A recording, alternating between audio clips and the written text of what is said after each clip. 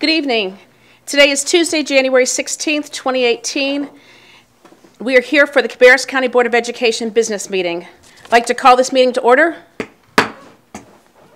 Our opening ceremony this evening will be presented by a combined unit of the Cabarrus County Schools Air Force Junior ROTC. Will you please rise?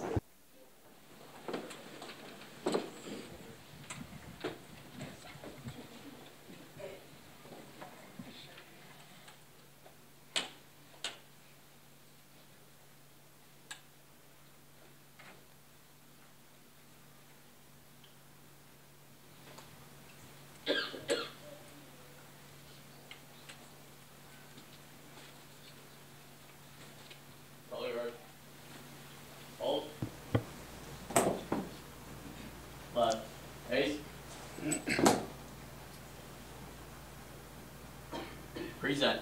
Colors.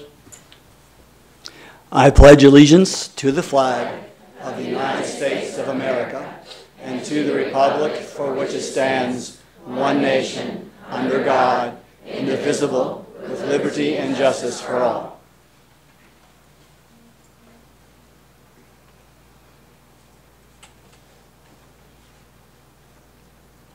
Carried. Colors. Post.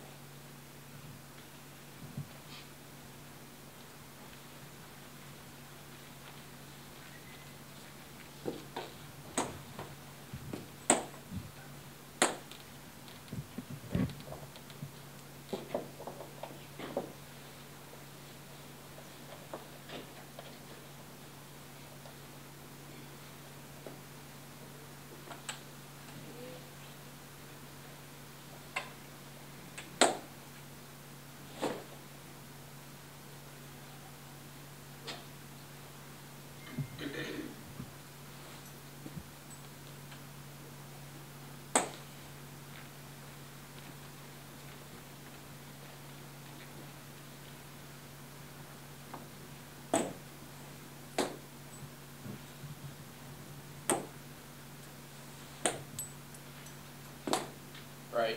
Ace. Forward. Arch.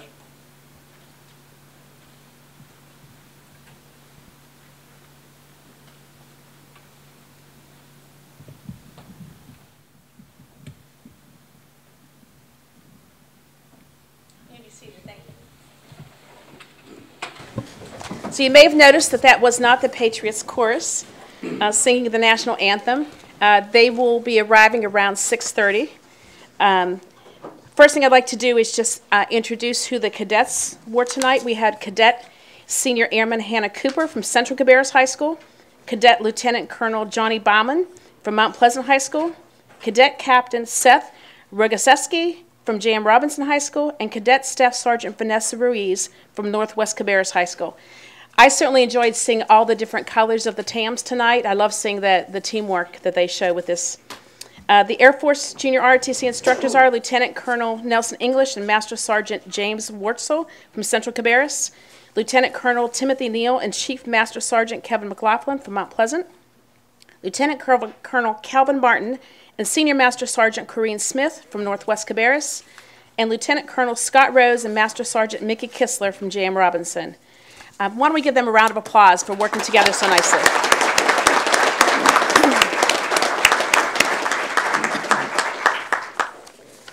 So board members, before we set the agenda, I would like you to consider moving item 2.02, this Patriots STEM Elementary 4th and 5th grade chorus, down to approximately item 4.035, basically after the Impact Through Education Awards and just before the annual e-card design. I think that may be about the right timing.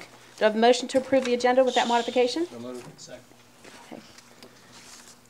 Is that Mr. Shoemaker made the motion? No, Mr. Harrison made the motion, and Dr. Kirk. Kirk. Okay. All in favor, say aye. Aye. Any opposed? I'd also like to thank Dr. Kirk for standing in with the Pledge of Allegiance this evening. Pinch hitting there. Okay, the first thing I'd like to do is just recognize and thank, I'm not sure where our school resource officer is. She's in the back of the room. School resource officer Alicia Troutman from Harris Road Middle School is here tonight providing our security. Thank you for being here. So we'll start with recognitions. Madam Chair, we need sorry. to complete setting the agenda. We voted on the movement, I'm but sorry. now we just need to You're finish right. that. Carolyn usually keeps after me. I'll take a motion that the agenda as presented be approved. So moved. Okay, so Barry Shoemaker made the motion and Rob Walter seconded. All in favor say aye. Aye. Any opposed? Thank you. Now we will move to Mrs. Glenda Jones. Sorry. Good evening, Board of Education. Tonight we would like to recognize our cohort 4 for our teacher leaders, and I'd like to start by saying, according to author Elisa Cimarral, teacher leaders have the capacity to get others excited about teaching again.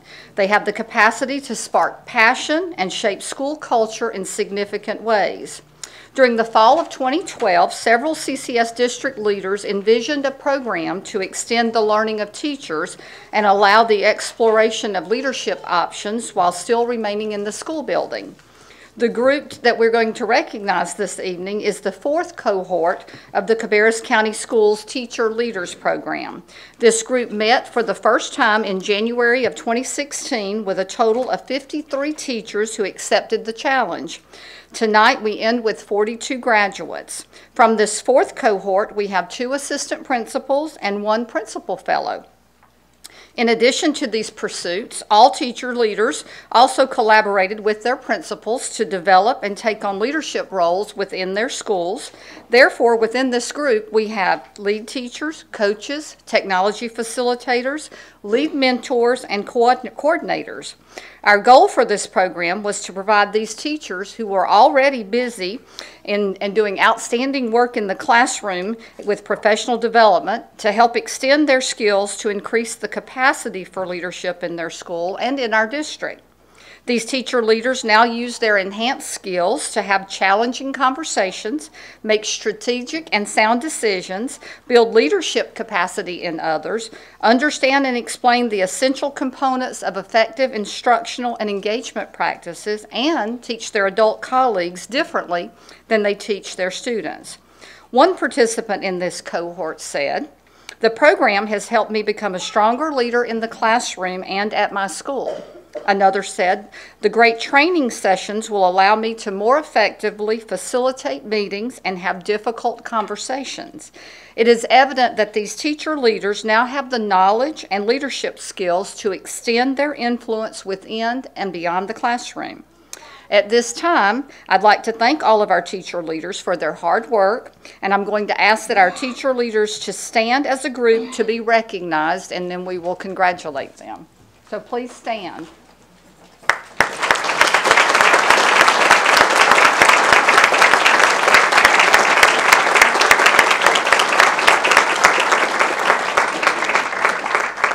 As you can see, it's not all of them here tonight, but we have quite a few with us, and we just want to congratulate you again on the successful completion of this cohort 4, and we look forward to seeing you in our leadership pool as we go forward for administrators. Thank you again.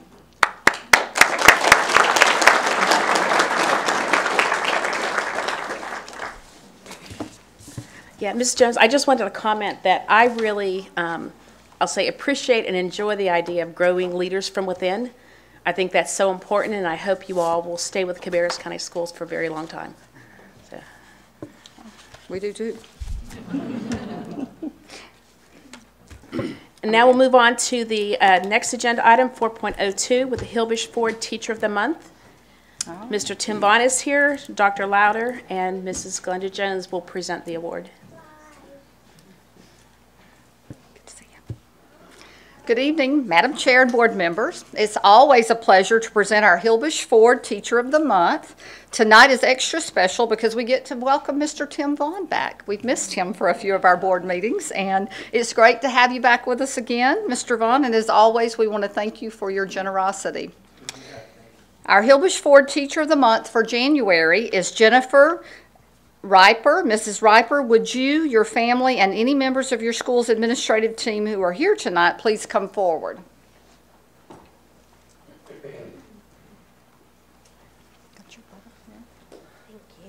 Did I get right? Is it right? Right? Ripper. All right, Ms. Ripper. Thank you. And I actually practiced it and still got it wrong.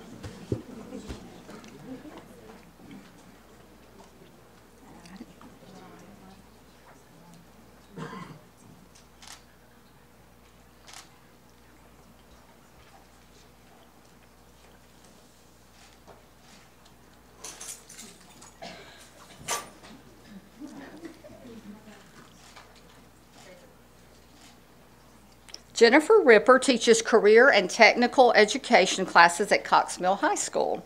She was nominated for this award by 2 students who wrote, "Mrs. Ripper does her best work encouraging students to do their best work. She makes learning fun. The work we do in her class is both engaging and educational. The way she teaches really sticks because she applies it to our lives." Mrs. Ripper always has something interesting planned for us to learn, and the experiments we do help grow our understanding of the topics we are learning. Simply put, going to her class is one of the best parts of the day. Mrs. Ripper, congratulations on your selection as the Hilbish Ford Teacher of the Month, and thank you for educating, engaging, and encouraging your students. Please allow Dr. Louder and Mr. Vaughn to present you with your award, and then allow our board members to congratulate you.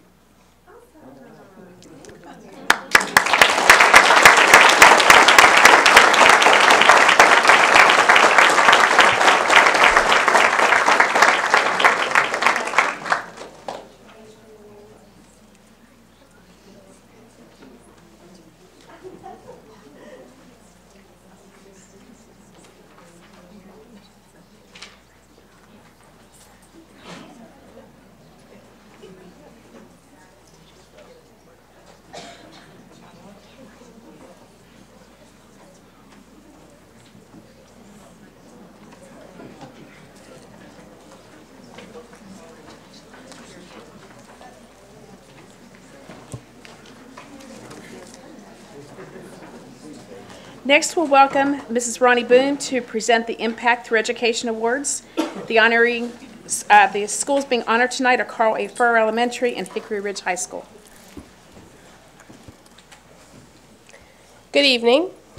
We kick off the new year with our Impact Through Education Awards for students and staff at Carl A. Furr Elementary and Hickory Ridge High School, as you mentioned, Madam Chair.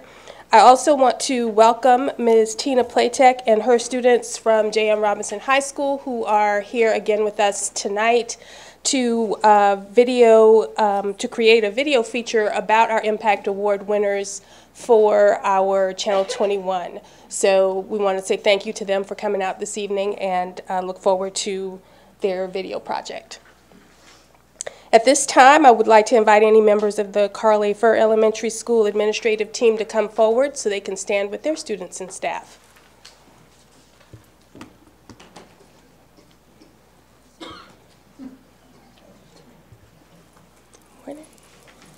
Stand right there on that black line for me.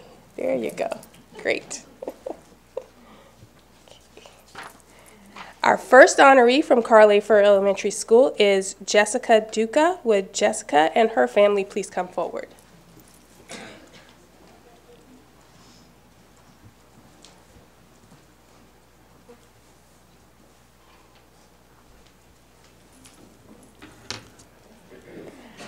Jessica is a 5th grade honor roll student at Carl A. Furr Elementary School.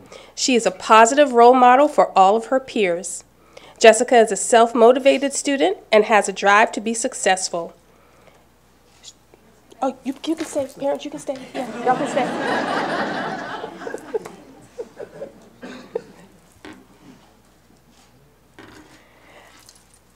Okay, and everybody come back together. Yeah. Jessica is a self-motivated student and has a drive to be successful. She has a love of learning, is aware of global issues, and possesses leadership qualities. Her teacher says, if she ever runs for President of the United States, she would receive my vote. Congratulations, Jessica. You are an Impact Through Education Award winner for Carly Furr Elementary School.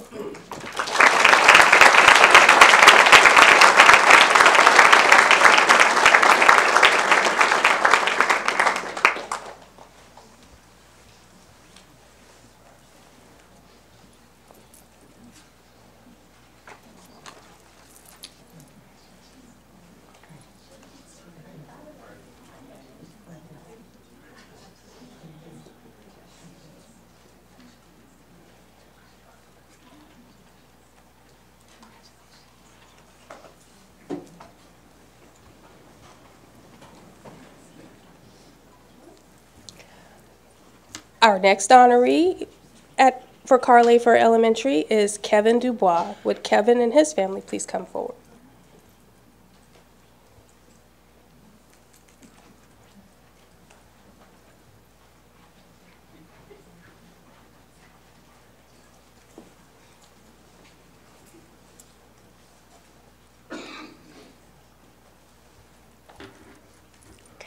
Kevin is also a 5th grade honor roll student at Carly Furr Elementary. He is known for being responsible and dependable. He's willing to take on new tasks. Kevin shows compassion to everyone. He's always willing to help a classmate. His teachers say he will be a great inventor and most definitely will impact the world in a positive way. Congratulations, Kevin. You are an Impact Through Education Award winner for Carly Furr Elementary School.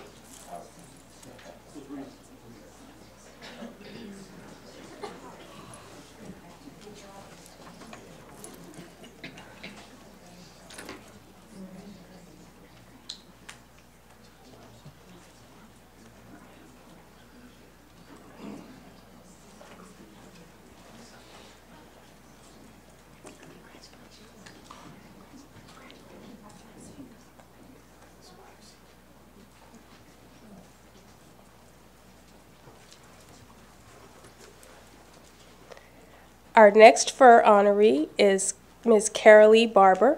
Would Mrs. Barber and her family please come forward?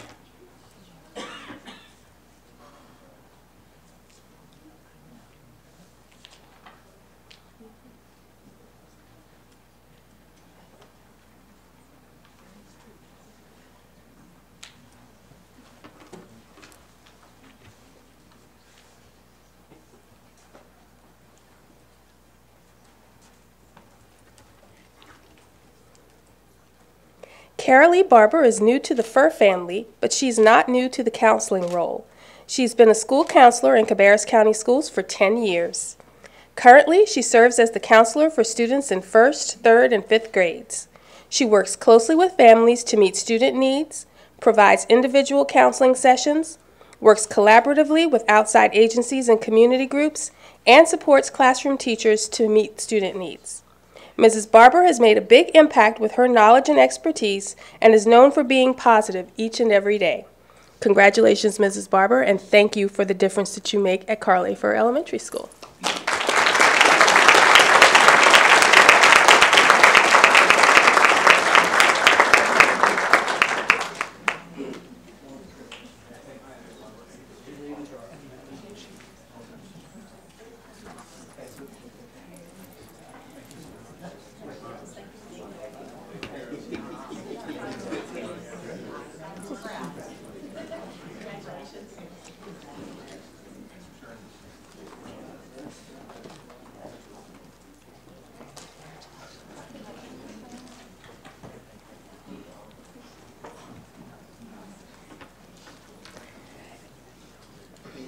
And our final honoree this evening from Carly Furr Elementary School is Mrs. Ann Coates. Would Mrs. Coates and her family please come forward?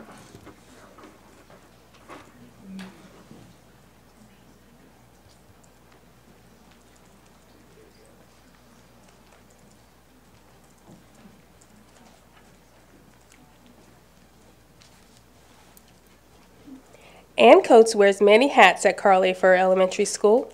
Her official title is School Treasurer. She is knowledgeable and professional in her role. But she also fills the roles of backup to the data manager and the school nurse.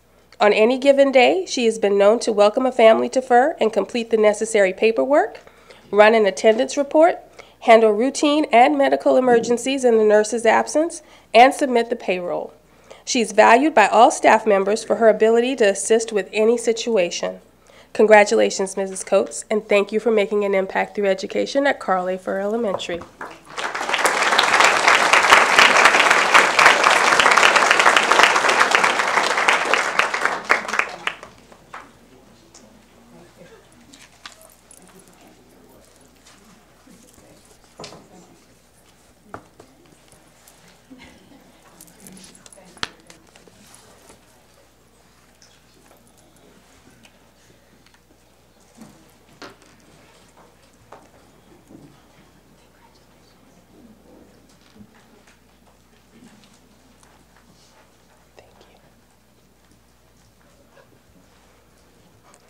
Now we will move on to our Impact Through Education Award recognitions for Hickory Ridge High School. I'd like to invite any members of the Hickory Ridge High School administrative team to come forward at this time.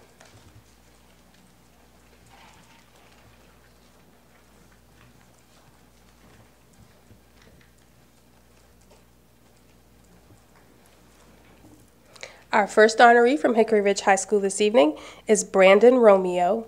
Would Brandon and his family please come forward?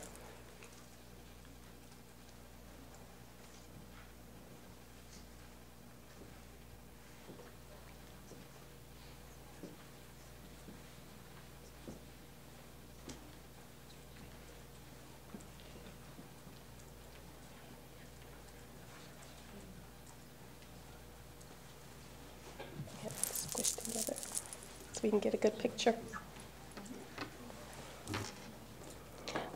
Brandon is a 12th grader at Hickory Ridge High School and is an extremely active member of his school community and beyond. He has been a member of student council since 10th grade, serving as junior class president, and currently serves as student body vice president. Brandon has also been involved in marching band since 8th grade and was chosen to be drum major for the fall 2017 season. Brandon is a positive, lively student in the halls of Hickory Ridge, but his impact extends farther. Brandon attained the rank of Eagle Scout in 2016 and has served in many leadership positions in his Boy Scout troop. He was inducted into the Order of the Arrow, the Honor Society of the Boy Scouts, in 2015, the motto of which Brandon embodies: brotherhood, cheerfulness, and service. His favorite part about giving back? Proving to his peers that service is cool. Congratulations, Brandon. You are an Impact Through Education Award winner for Hickory Ridge High School.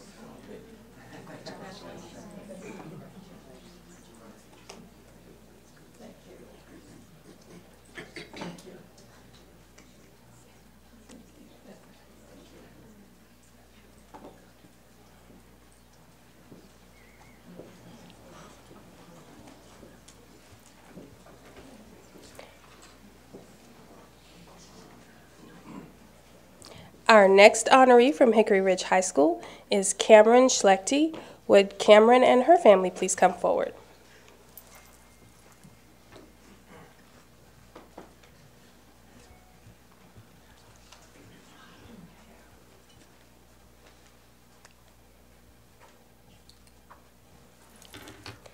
Cameron is also a 12th grade student at Hickory Ridge High School. Throughout her 4 years there, she has combined her education and leadership qualities by contributing to the success of the school.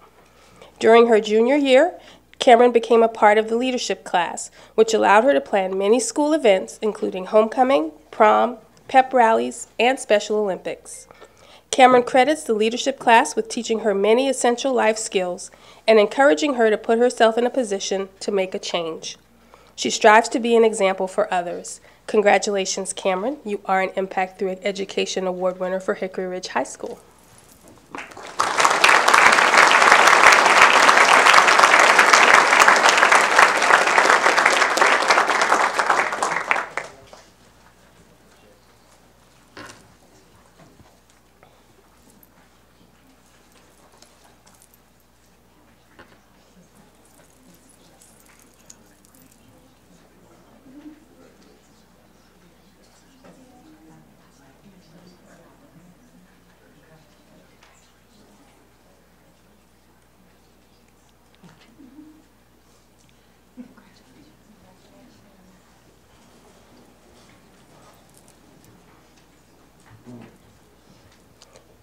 Our next Hickory Ridge High School honoree is Mr. Frank Isley. Would Mr. Isley and his family please come forward?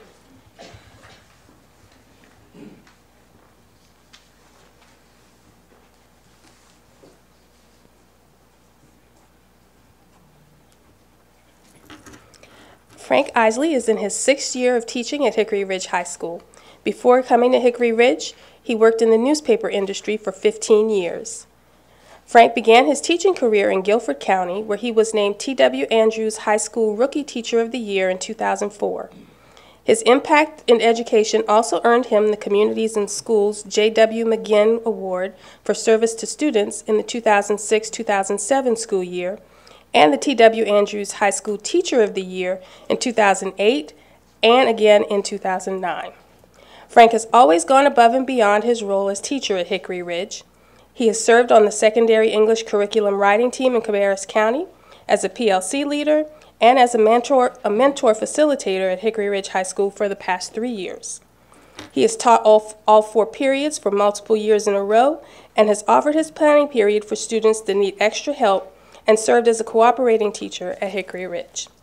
Co-workers have heard several students mention that he is their favorite teacher and never have heard any students say anything bad about him. He works fairly with students, always maintaining standards, making sure they are trying their best while keeping expectations high. He is an excellent example to other staff members and a positive role model to students. Congratulations, Mr. Isley, and thank you for making an impact through education at Hickory Ridge High School.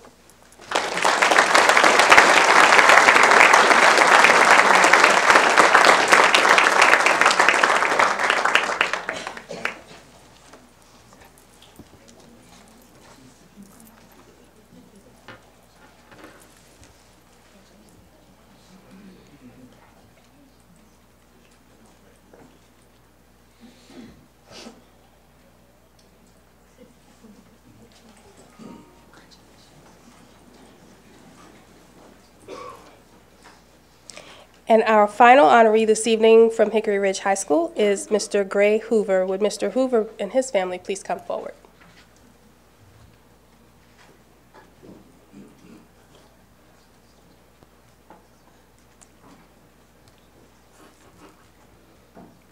Gray Hoover was born and raised in a small town in eastern North Carolina. He graduated from the University of North Carolina with a biology degree. In 1995, he began his career with Cabarrus County Schools as a bus monitor and driver for EC Transportation before becoming an individual student assistant.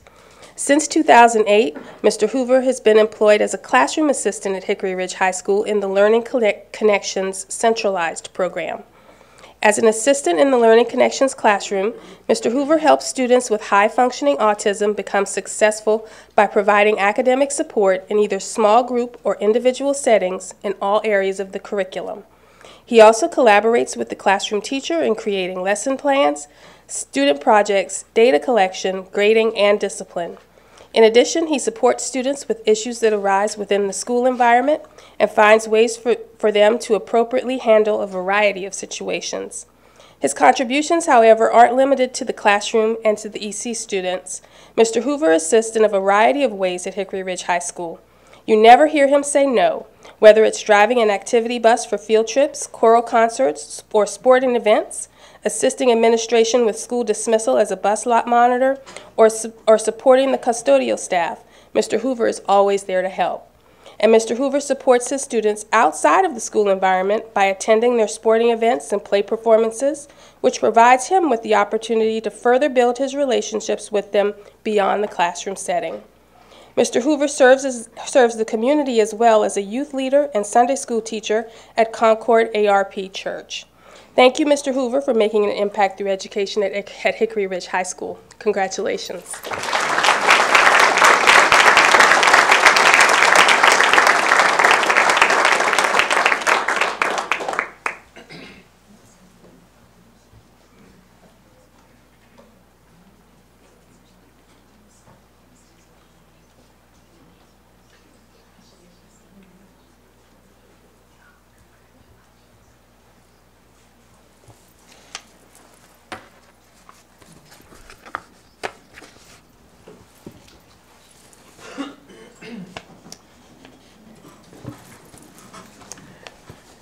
And now we'd like to welcome the Patriots STEM Elementary School 4th and 5th grade chorus.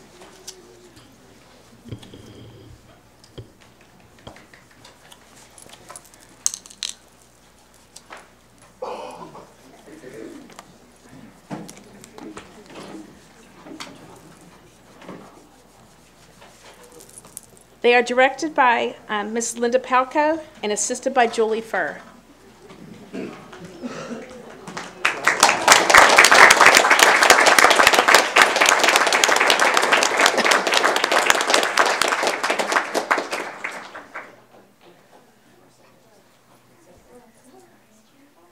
And Mrs. Palco, when they're finished singing, if you would help them file around the podium, Mrs. Boone will help direct them to the mic to introduce themselves with their own name. Okay?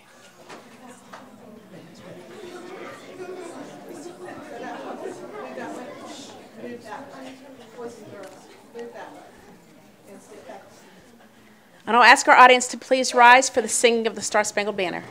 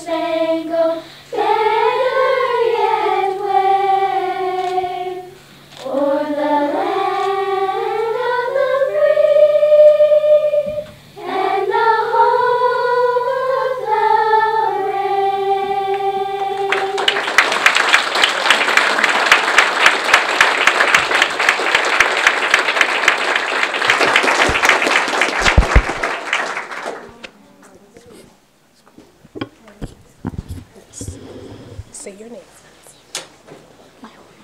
First name and last name. Yes. Riley Huggins, Greta Renstrom, Ashley Botello, Kaylee Stedham, Kaylin Stanley, Casey Scolo, Avery Odessis, Sophia Corca, Layla Treadaway, Elizabeth Weatherford, Kaylee Ritchie, Madison Nicholson, Kyle Scolo, Anthony Smith, Zion McWilliams, Kennedy Morgan, Journey Powell, Michael Woods.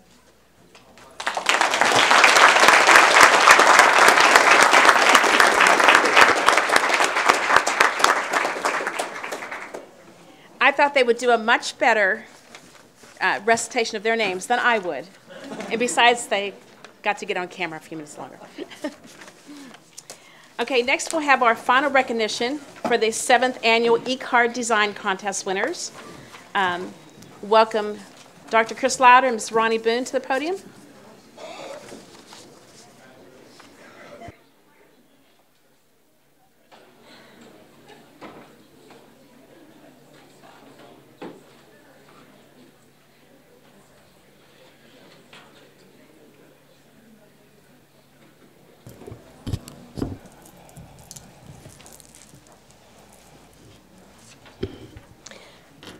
For the past 7 years, our district has held a holiday card design contest, and over the years, that contest has evolved from simply designs on paper to digital designs.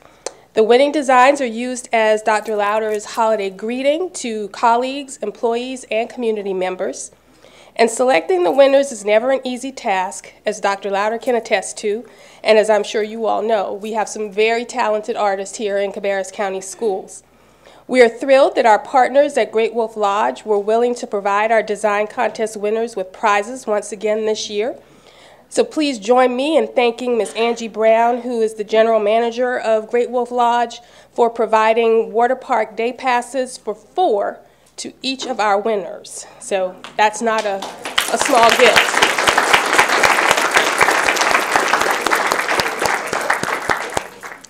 So without any further ado, allow me to introduce you to these wonderful student artists. Our 2017 Holiday E-Card Design Contest winners are, students, when I call your names, please come forward, and Dr. Louder will present you with your certificate, and your certificate from Great Wolf Lodge is also inside that folder. Our first student is Ashton Baker from Carl A. Furr Elementary School. Ashton, are you here this evening? Okay. Oh, great. And stay up there so we can get a group picture of everybody, okay? Yes, they get those back, yes. Okay. So just stay there till we get everybody up here. Our next winner was Helen Sosa from Patriots STEM Elementary School.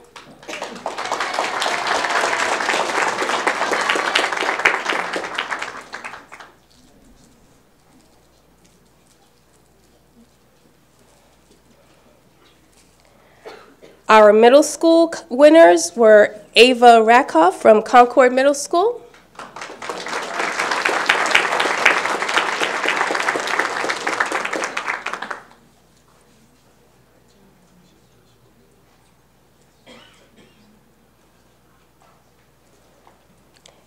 And Autumn Thomas from Harris Road Middle School.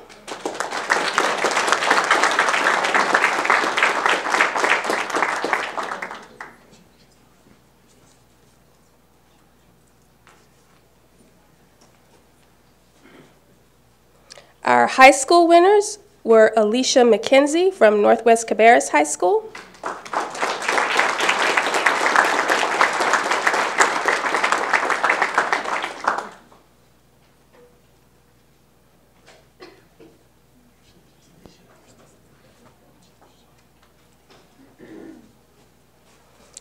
And Akhilesh Shivaramakrishnan from Concord High School.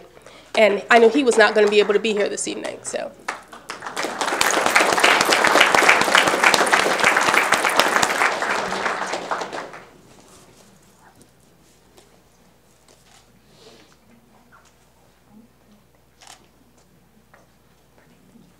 And if you can let all the board members shake your hands. Congratulations.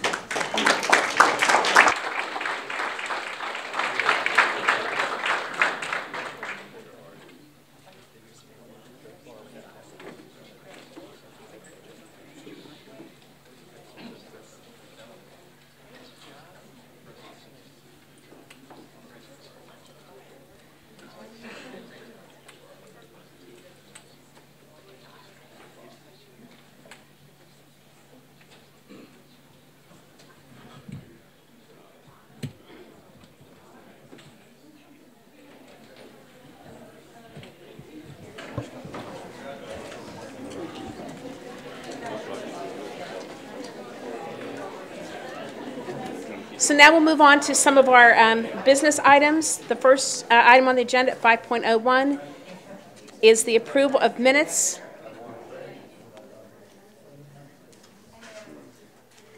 for the December 4th, 2017 work session and the December 11th, 2017 business meeting. Do I have a motion for the approval? I'll move we approve the minutes as written. I second that. And that is moved to approve the minutes for December the 4th and December the 11th. Sorry. Okay, any discussion? All in favor say aye. Aye. Any opposed? No, one motion with Barry and Carolyn.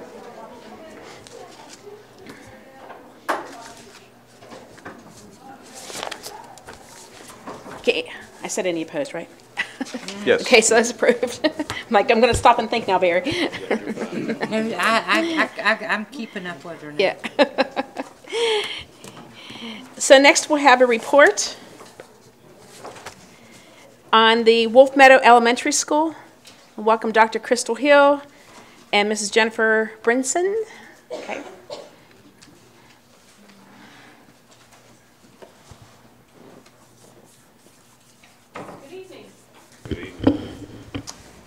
Thank you for inviting us to come tonight and share our progress and all the great things that are taking place at Wolf Meadow Elementary School. As of today, Wolf Meadow has 18 months of balanced calendar under our belt. And tonight, I'm excited to share with you some updates on our progress. You want me to start over? You're fine. Okay. In October of 2015, the Wolf Meadow community asked for the opportunity to utilize a balanced calendar to further meet the needs of our students. And during that presentation, we outlined a number of potential benefits that we believed would occur with this calendar change. We considered these to be potential benefits based on research from other schools and districts that had this option available to families, and also our own knowledge of our own school and students and community. Myself, along with some teachers and parent representatives, are here tonight and would like to update you in relation to those original potential benefits that we outlined. So making growth and progress during the school year and then sliding backwards over the long summer break has long been a barrier for many schools, many students, including some students at Wolf Meadow. This 2 steps forward and 1 step back each year is known as summer learning loss. And we are attempting to mitigate some of that summer learning loss with our balanced calendar. Our prediction was that if we modified the student breaks and spread them out around the calendar rather than concentrated in the long summer months, that we would see a decrease in this summer learning loss, and ultimately that would result in an increase in student achievement. So this chart shows summer learning loss on average for grade levels where there's a consistent metric to measure end of one year and beginning of the next year. So I looked at the reading level of students at the end of kindergarten, first, second, and third in our last 2 years of traditional calendar and calculated the average loss, percentage of students that were proficient and then lost that over the summer. And that on the last 2 years of our traditional calendar, we had a negative 14 for that, dropped of 14 points.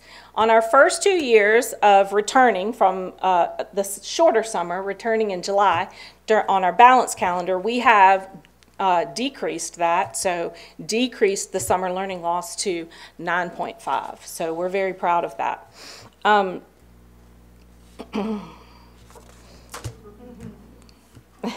They know these kids. They're very special to them. The calendar for us follows as close as possible to a 9 weeks on and a 3 weeks off. And during these intersession breaks, many of our students have taken advantage of Camp Wolfgang. For many of these students, camp has become kind of an additional part of their identity. They see themselves as campers. They have a special handshake. They compete for the spirit wolf. They They have a camp theme song, and they get to interact with staff across the building as well as adults within the community that have come in to mentor during our camps. So we wanted to utilize our intersession camps. We knew that that would be a supplemental learning opportunities through that time. And so to date, every single student at Wolf Meadow who has signed up to participate in these supplemental learning opportunities has attended Camp Wolfgang free of charge. And every single staff member that has wanted to work during that time, we've been able to provide extra work for as well. And so you can see some of the experiences, some of the different camps that we've run. It's been, you know, just everyone brings their talents on board, and we get to do all kinds of things with our students. Another potential benefit that we considered was building community partnerships. We consistently work to build these partnerships within our community with businesses, volunteer organizations.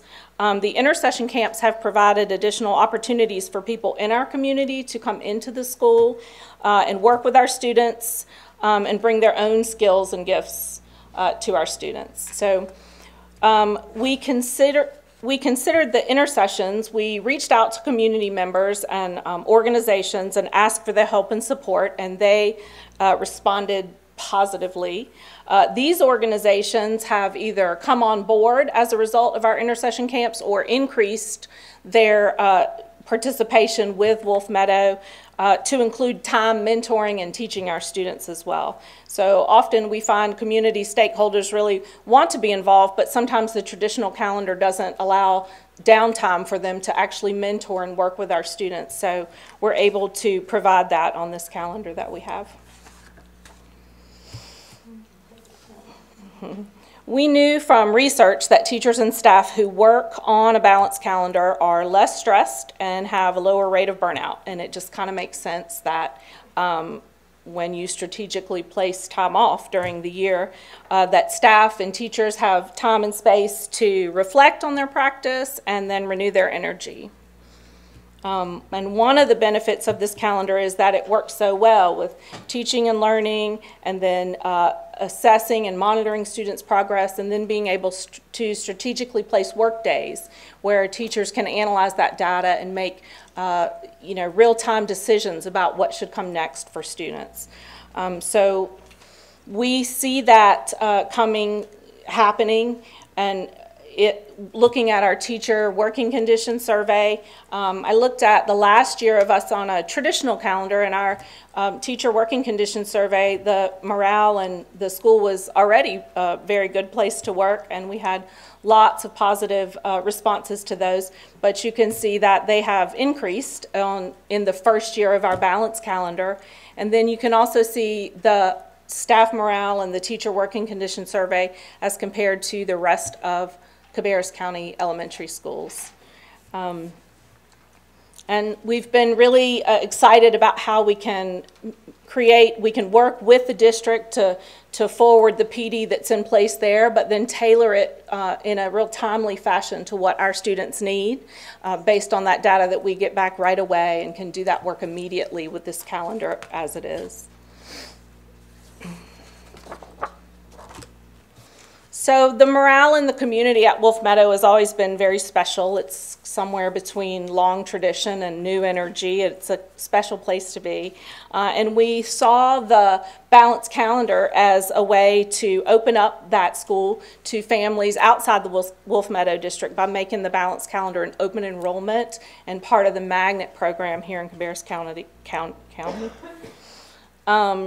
And so we've been able to do that by offering something unique and different. We can open enrollment to other families that want this choice for their students as well.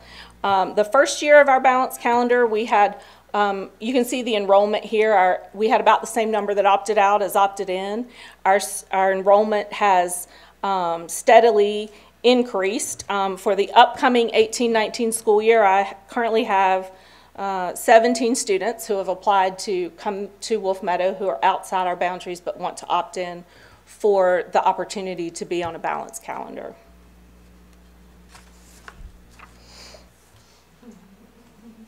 Another benefit of the calendar that we predicted for Wolf Meadow was that there would be less instructional time spent reviewing content from the previous year or reviewing behavior expectations, and this did happen. Teachers at the beginning of the school year, when we come back in July, spend very little time and begin their new content within 2 or 3 days of returning. And another thing happened too that we hadn't really considered, how much time that we spend at the beginning almost of each unit kind of reviewing content from last year. So that was sort of a benefit that we didn't even anticipate, but we continue to see that our kids, even when they leave for break, when they return, they just kind of roll right back into school mode. And so we never really have to do a lot of reviewing of the past content. I have some comments from teachers here that just how they've seen that less time spent reviewing, how that has really impacted their work and what they're doing. And we also have seen something that we can't really explain yet, but not only have some of our younger students, our kindergartners in first grade, not only have they not lost ground, but they seem over the fall and winter break, we're starting to notice that they have gained ground when they come back, which I don't know that we can fully explain that yet, but it's a nice phenomenon. We're going to take it and kind of study it and see if we can replicate it in other places. But, you know, our first hypothesis is maybe that it has something to do with just that time to process. You know, when you get too much information at one time, it kind of falls off, but if you can get it in small chunks and then process it and then come back and learn more, that it just kind of sticks. That's our best guess to date. We don't know yet. It was a happy accident. So every benefit that we anticipated on this balanced calendar is beginning to show up. We only have 18 months of real data to think about right now, and I don't know that 18 months is enough to really say anything big, but we do know that student achievement is obviously our ultimate goal, and what we can say without a doubt right now that there are many factors that contribute to student achievement that we are seeing positive gains for. We have less summer learning loss, we have higher teacher satisfaction, we have greater opportunities for supplemental learning, and we have stronger community partnerships. And we believe that with all those, this will ultimately result in higher student achievement. So I'd also like to ask Ms. Graybeal and Ms. Colbreth to come up and kind of share with you their sort of experience as a teacher, their perspective from that point of view. Good evening. We are 2 fifth grade teachers at Wolf Meadow, and we just wanted to take a minute this evening to talk to you a little bit about all the positive impacts the balanced calendar has had on us as classroom teachers. So switching from the traditional to the balanced calendar, we have kind of noticed many positive changes, so we're just going to highlight a couple of those for you tonight. Like Ms. Brinson was saying, it saves us so much time throughout the year. This is my 4th year at Wolf Meadow, so I spent 2 years on the traditional calendar and 2 years now on the balanced. And I would spend 5 to 7 academic days at the beginning of the year reteaching routines and procedures, gathering new data because we would find that the data from the previous year wasn't current. And on this school year, I was able to start teaching on the 3rd day. So on day 3, I was into science, math, reading. And so we've noticed on that end, but also, as she was saying, I used to spend a lot of time in math reteaching 4th grade concepts, sometimes weeks. And now I'm able to, spend maybe a day, and they remember the measurement and the geometry that they got in 4th grade. So I'm spending a lot more time on 5th grade content. And so that's really benefiting our students. Another thing that we love about the balanced calendar is our built-in work days. So on the front end and the back end of our intersessions, we have work days. And we use that time in our PLCs to pre-plan units or look at our data and do things that we would have to spend time after school doing. So it really saves us time in the planning, and we really have the time that we need as teachers to dive into that data, look at where our students are. This is when we plan enrichments and remediations for all of our students. We are able to set goals for our students to start a new quarter. And on the traditional calendar, we felt like one work day really didn't give us the time that 2 or 3 or even 5 work days did give us. So coming back in this quarter, every student had a new goal. Every student knew what that goal was, and it was really, really helpful. So now in our PLCs after school, we're able to plan engaging lessons, we're able to look at, the data we take that week, and we're not feeling like we're constantly trying to catch up to do the best for our students. And then one other thing that I've noticed in the classroom is just how much happier the students are. They come back in the door, they're smiling, they tell us how much they miss us, how much they loved their break, but they're so happy to be at school, and it seems like they never left. However, you can tell from, how rested and relaxed they are that they did enjoy their break, but they're so happy to be back at Wolf Meadow, and they're so happy to get back into things, and they start new. So they have new goals, and what happened in the last quarter, positive or negative, it's a clean slate, academically or behaviorally. They know that this is your goal for this quarter, it's a new quarter, let's get started, let's hit the ground running. So not only do we see positive impacts in our students, we also see huge benefits for ourselves in just our personal lives. So like Ms. Brinson was saying, one challenge that educators have today is teacher burnout. And that could be one of the reasons we're starting to see a shortage of teachers in North Carolina. I personally have experience with teacher burnout. After 4 years in the classroom, I decided to pursue another position outside of the classroom as a lead teacher. And I spent the next 4 years of my career outside of the classroom as a lead teacher, and I missed teaching students almost every single day. And at that point, I felt like I could not go back to that grind day in and day out, 180 days, until I came to Wolf Meadow last year. And when I experienced that balanced calendar outside of the classroom, I felt like I could finally return to what I really, really love doing, which is teaching students. And so now I'm back in the classroom as a 5th grade teacher and loving every single day. The balanced calendar also allows us to really take a break from school. So it has allowed me to visit family who don't live locally and still have time at the back end to just rest, relax, recharge before we return back to school for our students. I can honestly say that after 3 weeks, I feel completely ready to come back to school, which my husband always says he hopes that after 3 weeks, I am ready to go back to school. So I feel like that has really helped me too throughout the quarter, take less sick days and less personal days. I don't need that time because I know that I have the time coming up.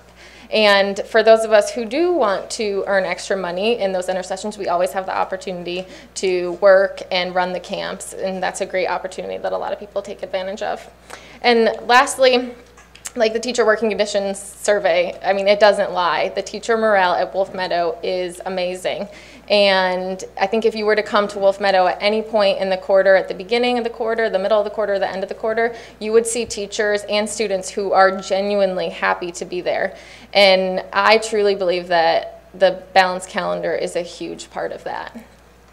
So after 18 months on the balanced calendar and Kate and I really sitting down and kind of talking about the things that we wanted to share with you tonight, we think it really is evident from getting more instructional time with our students to just as teachers having more time to plan and just feel mentally prepared for school.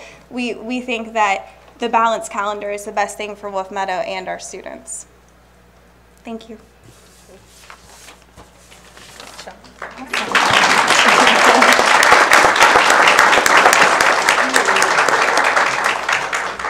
I also asked two of my parents who have very different perspectives. One was all for it, and the other one was not all for it at the beginning. So I wanted you to hear from both perspectives there about what their experience is to date. Hi there. Thanks for giving us the opportunity. I was all for it. Right now we have a 4th grade boy and a 1st grade girl in school at Wolf Meadow. 2 years ago, our son was in a really great Greek charter school in Matthews. We drove him all the way to Matthews for school from Concord. And then when the balanced calendar, we heard about that, we thought this is a great opportunity. It's a lot better of a calendar, balanced breaks. So we put them both in, my daughter and our son, put them in the lottery because we're out of district. We're Rocky River district. So we were very fortunate. Both kids got a spot, and they've done really well at Wolf Meadow. Our son, I can tell because we had a couple years, 3 years of traditional and now 2 years of, or almost 2 years of the balanced.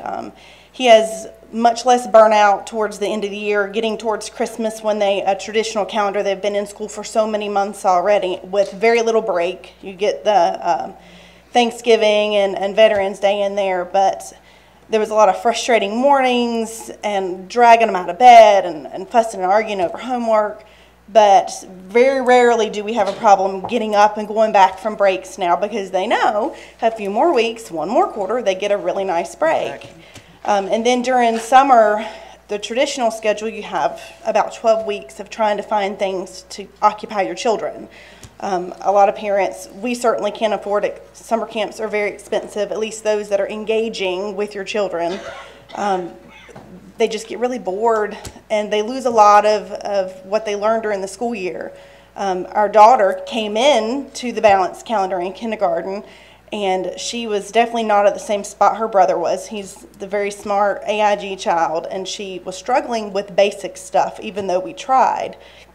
So she came into kindergarten and picked right up, and then, you know, the short summer break, she came right back into first grade this year. She didn't lose the amount of information that our son did for being out of school for 2 months when he transitions from kindergarten to first grade. So for us, it's been great. We were all for it. Like I said, we made a big decision for our family and moved them, you know, to a different school from what he was used to. So we really appreciate the opportunity for the balanced calendar. We truly think it is a good thing for the students and for the parents. I also enjoy it. It affords us to be able to do vacations and off seasons where it's a little more economical. We don't have to pull the kids out of school to take them on vacation.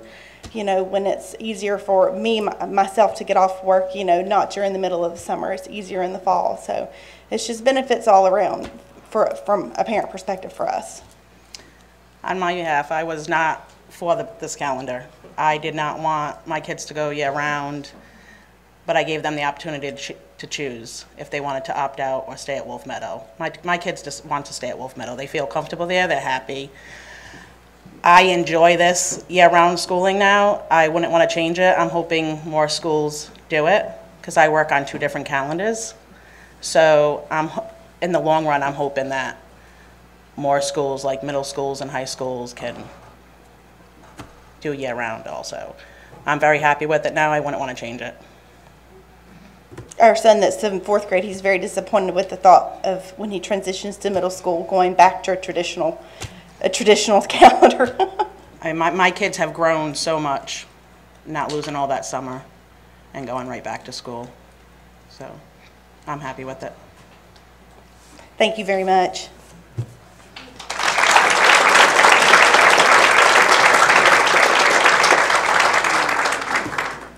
You guys have any questions for me? Board members, Dr. Kerr? I'm good, ma'am. Thank you. Very informative and encouraging. Good. Mr. Harrison? Believe it or not, I'm good. Okay. Thank you all. Mr. Shoemaker? I do have one question. It's really, we're getting ready to look at your calendar for 18-19, and you have an end of 9 weeks that ends in March, and then there's some time off, and then you have the springtime break. Yeah. Is your calendar set up like that this year? No, it's not like the 18-19. So this current year, it looks very much more like a 9 on 3 off, 9 on 3 off, which is part of what the state law wants you to try to do with a balanced calendar. And it worked out nicely this year with the traditional spring break for the traditional calendar for Cabarrus County, and also where Easter kind of falls. In the 18-19 school year, it doesn't work out so beautifully. So it's not mathematically possible to do 9-3 all the way around and lined up with Cabarrus County's spring break and line up with winter break. So we had to make some adjustments there, and we thought, I started this calendar with a school committee that kind of came together and looked at it, and then we looked at other balanced calendars around the state to see how we could best coordinate, and then looked at Cabarrus County's traditional calendar so that we could align as many of those. And so that puts our kind of intersession break in March and has us coming back for a little bit and then taking the spring break with the rest of Cabarrus County. So this is the first year. 18-19 will be the first year that that's split up. But your team has already looked at it and they feel very comfortable with this. Yes, we started with a calendar committee at our own school with anyone at our school, staff or teachers that wanted to be a part of creating it, and we kind of started with our wildest dreams and then the state law, and then and so then we didn't get our wildest dreams, but we got, you know, the things that we thought would benefit our school and aligning it as closely to Cabarrus County traditional calendar as possible, and also meeting the state law requirements. And then from there, we took it to the district calendar team, and they looked over it and made some adjustments and improvements as well. So it's gone through two sets of eyes before it came to you guys for tonight. Thank you. Well, I appreciate all that you guys have put out, and I can't imagine what it must be like to get your 180 days spread over an entire year. It's a puzzle. Yeah. I bet you it's nice. So, but thank you. All right, that's all I have. Mrs. Carpenter? Well, I see you increased it every year, which is fantastic. The only thing with your teachers, did you seem to lose any teachers, or did your teachers all stay there? When we changed to the balanced calendar, yeah, we had 2 teachers who wanted to stay with the traditional calendar for their families. It just didn't work with their children on other schedules, so those 2 teachers stayed within Cabarrus County and transferred to 2 other Cabarrus County schools, and those are the only teachers that have left for calendar purposes. We've had some come in from CMS. Well, yeah. That's great. Yeah. But I mean, that's wonderful, wonderful. And so you did, after you got going, then nobody else abandoned ship? No, no. No, so that's wonderful. So you were able to, and as you said, you had some other ones that liked it and came on with it. So, and the children just adapted very well to it. You didn't have... They adapted very quickly. Extra kind of adapted quicker than I guess we thought. After each break, we really anticipated shortening the summer break, that would be a quicker, that they would adapt to that. But I don't think we kind of thought about how quickly they would get back into the groove when they came back after each one of those intersessions. So that was kind of a surprise benefit that we found. Well, I know there was a transportation issue we had. I can't remember exactly. Can someone refresh my memory on that? This was a House of Transportation. How's transportation going? How's transportation going? I think you might be referring to the vote that you had in August or September of this past year, where we decided that beginning next school year in 18-19, we will not be giving parents an option to opt out of the Wolf Meadow calendar.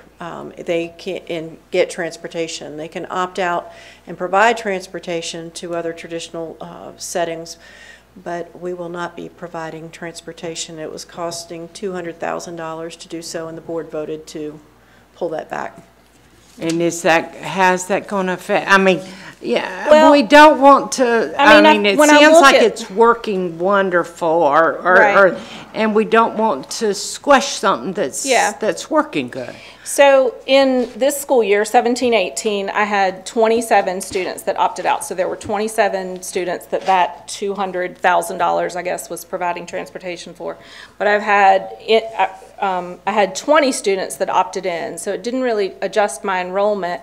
I guess the choice to not transport those children anymore would be because it's just not that many people and it's costing a great deal of money. So, I think there probably will be, those 27 children, may have to make an adjustment or come back to Wolf Meadow or find transportation, but, I don't know that it's enough that it would warrant that cost. And that's the 27, you said, or the 20? It was 27 in this school year that opted out and 20 that opted in. So they're providing their own transportation already, because to opt in, you have to provide your own transportation if you're outside of Wolf Meadow District. Okay. So it would just be the 27 that opted out that the transportation was paying for. Mr. Powell? Doesn't that include the 30 or so that were the year before There also? There were, I called today to get that exact number. At the best of my memory, it's around 30. They didn't have the exact number, so it would be 30 for 16-17 and 27 for 17-18. So the 200,000 is not just for 27 kids, it's for the additional 27. Yeah. We already have that same in place. We didn't double the budget because we doubled the kids. We just, Correct. we let them Right, ride on the right. same buses. Okay. Yeah. Anything else, Ms. Carpenter? No, not at this time unless somebody asks a question that piques my interest. But thank you for the report and thank you Sure. for the job that you're doing. Thank you. And the teachers for what they're doing. Yeah. Mr. Walter? No, I've been out and I visited, got the grand tour. I think they, y'all doing good things, and I'd like to see that continue. Thank you. Mr. Powell, I know you missed the presentation by the various speakers, but any questions? Well, it was provided to us. So, so the total cost, I guess, of the program would be the 200,000 for transportation the first year, and then the current cost of 200. I think we were told it was a little bit more than 200 the second year, and that would be it, a little over 400,000. That, the only cost additional would be cost? the transportation, so I can't speak to that cost. There are some additional costs with Kids Plus, but I will tell you that those costs are very low. I would say under $10,000. Okay, Mr. Powell, I would encourage, we had several speakers from staff and from parents. You may want to catch the video and just hear their comments as well. I saw them speaking when I was out at the front door, locked out, but Oh. I'm sure they did a wonderful job. Well, I'd like to thank you all too, especially Ms. Brinson, the staff, parents, for coming and sharing your experiences with them. And as you all were talking, I was thinking the big difference may be in the students' excitement and whatnot for school is they start school 4 times a year. And if you could can that or bottle the energy in August, all of a sudden you've created that cycle 4 times where they're excited about coming back to something new because they are rested and whatnot. So, and I know I've mentioned to the board before, but I have several friends who had children that went through Shiloh Elementary in Union County, and they just love it. They're like despondent in middle school because they're not on the year-round calendar. Yeah. So any other questions? Okay, thank you all for coming and sharing. Thanks.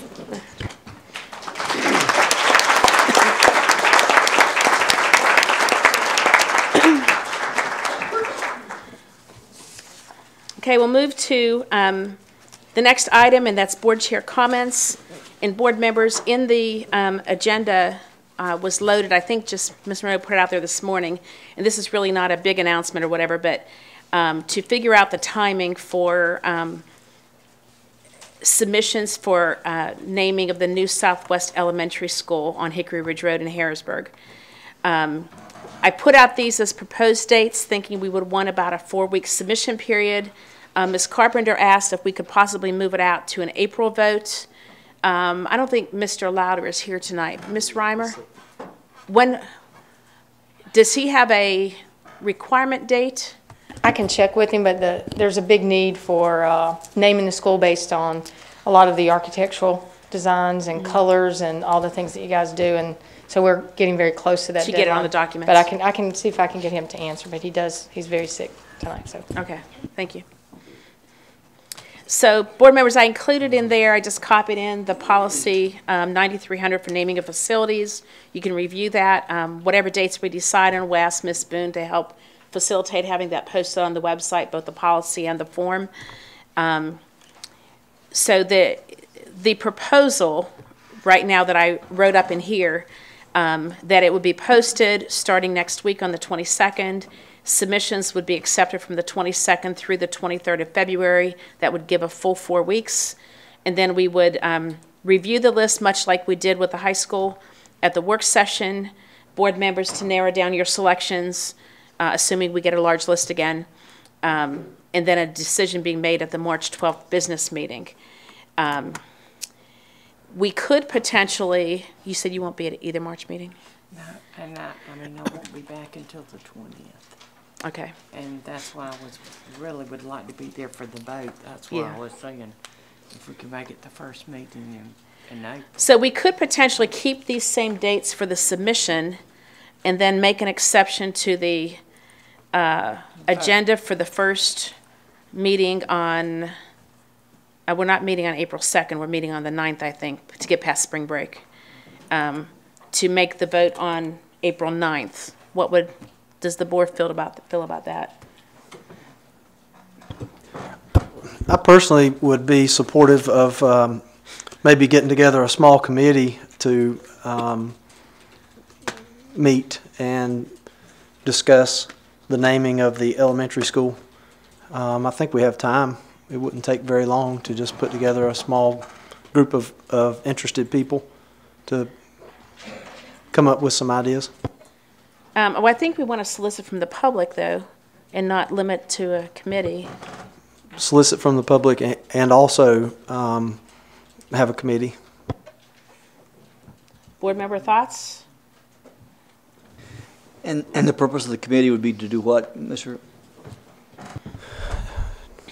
Quite honestly, just to be a little more creative than West Cabarrus.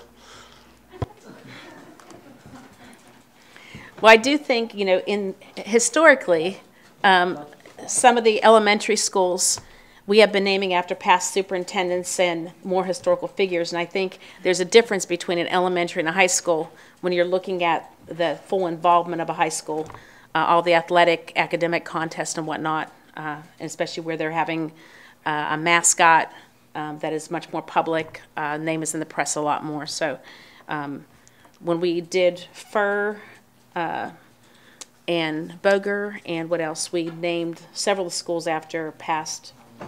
What was the other one, Robert? No, A.T. Allen was before that. But when we did those two, we went after past educator or superintendent names. So, any interest in doing a committee, board members? I always worry about committees and what their purpose is versus what the board decides. So.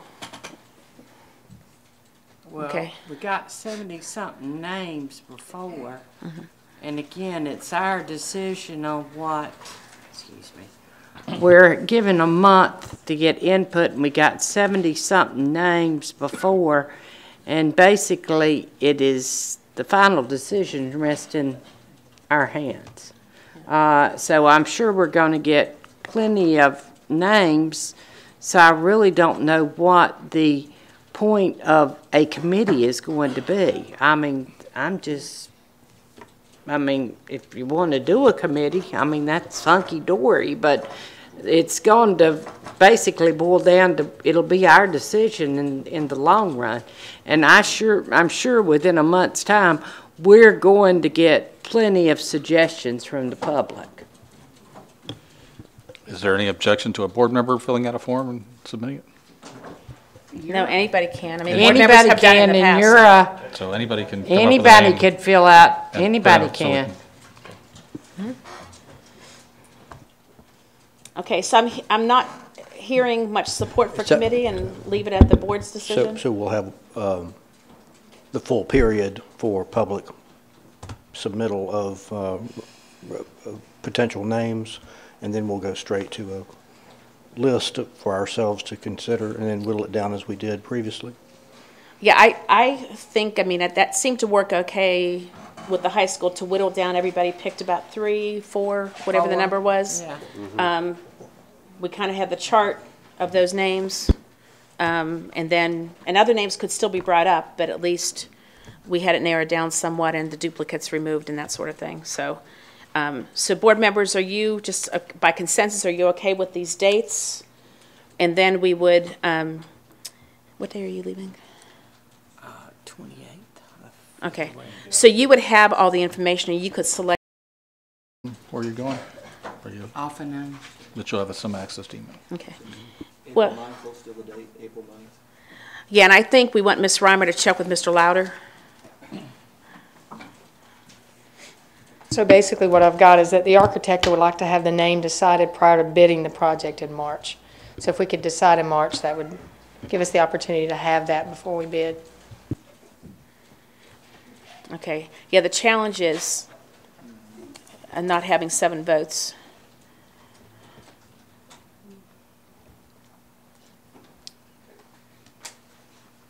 Okay, so what I'd suggest right now, and I'll work with Ms. Carpenter to try to figure this out, is that we post it on the website for January 22nd.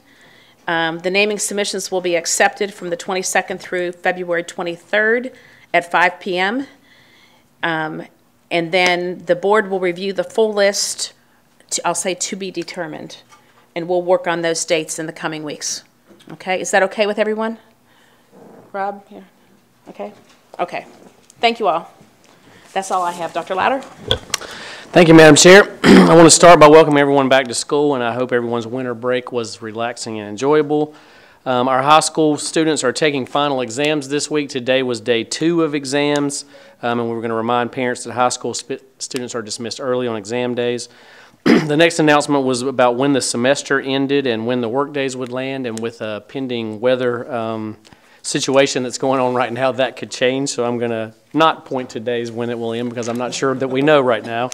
However, we are monitoring that. There's kind of a weather system. We're going to see if it makes it over the mountain. So it certainly is possible that some people will get a 5 a.m. phone call tomorrow deciding what the weather looks like. It's supposed to come in about 2 or 3 this morning. I'm also excited to announce that our communication department will officially relaunch the Educational Access TV channel on Friday, January 19th. Cabarrus County Schools TV 21, which was formerly known as Channel 21, will be back on the air with new programming. So over the last 6 to 8 months, our communications department worked very closely with the county. So we want to say a thank you to the county for helping us get that channel back up and running. It's something that's been available on cable that we've now linked with the county, so we have access to that. The channel, which is on Spectrum, is where viewers can go watch recordings of Board of Education meetings as well as features about school and district events and activities.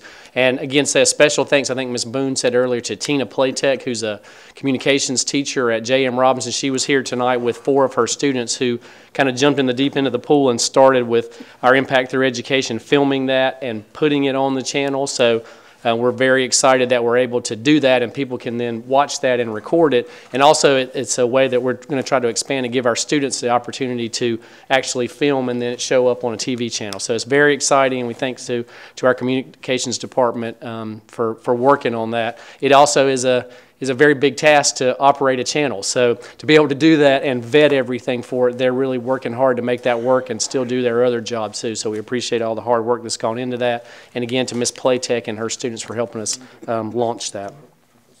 I also want to say congratulations to our district spelling bee champion, Arja Day. She is a 5th grader at Cox Mill Elementary School and will represent our district in the Charlotte Observer Regional Bee in February. We wish her the best of luck. We had the spelling bee last week, and if you've never attended one of those, they are extremely stressful and a big pressure cooker to watch elementary and middle school students go through that. So there were school winners there that we want to congratulate, and then especially Arja as she moves on in that competition.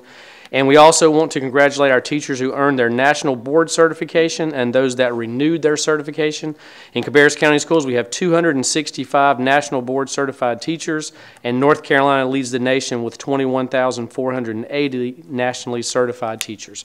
So again, we want to thank you, Madam Chair, and that's all I have. Thank you, Dr. Louder. We'll now move on to the guest speaker section. In accordance with Board Policy 2310, as revised by the Board on May 11, 2015, a part of each business meeting will be set aside for citizens to address the Board. Sign-up cards will be available for any individual or group to indicate their desire to address the Board. Speakers must hand a completed card to the Board Clerk no later than 6 p.m., the normal start time of the regular scheduled monthly business meeting. The Board Chair will decide the time devoted to public comments. Speakers must complete a contact information card, including their name, group name if applicable, address and phone number, and list the general education-related topic of the presentation for the Board minutes. We have 3 cards this evening, and we'll start with Wendy Harrison to speak on the SEP Road reassignment to Mount Pleasant.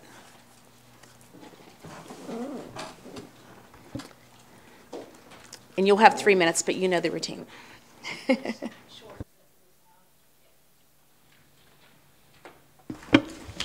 Good evening, board members. I've sent you guys some emails the last couple of weeks, but I just want to speak about the reassignment for the Southport area to Mount Pleasant.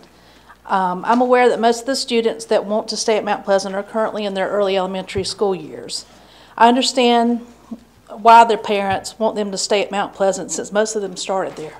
That's completely understandable. However, I hope those parents and you understand why we want our middle and high school students to stay at Concord Middle and Concord High. Also, not all the parents in my area, especially those that have kids at Concord Middle and Concord High currently, are aware of this potential change. I spoke to 2 people this week and they had no idea. Hopefully a compromise can be made to help all students involved. Thank you for your time and consideration. Thank you.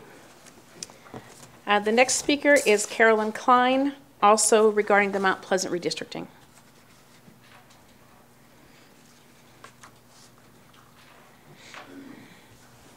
Good evening.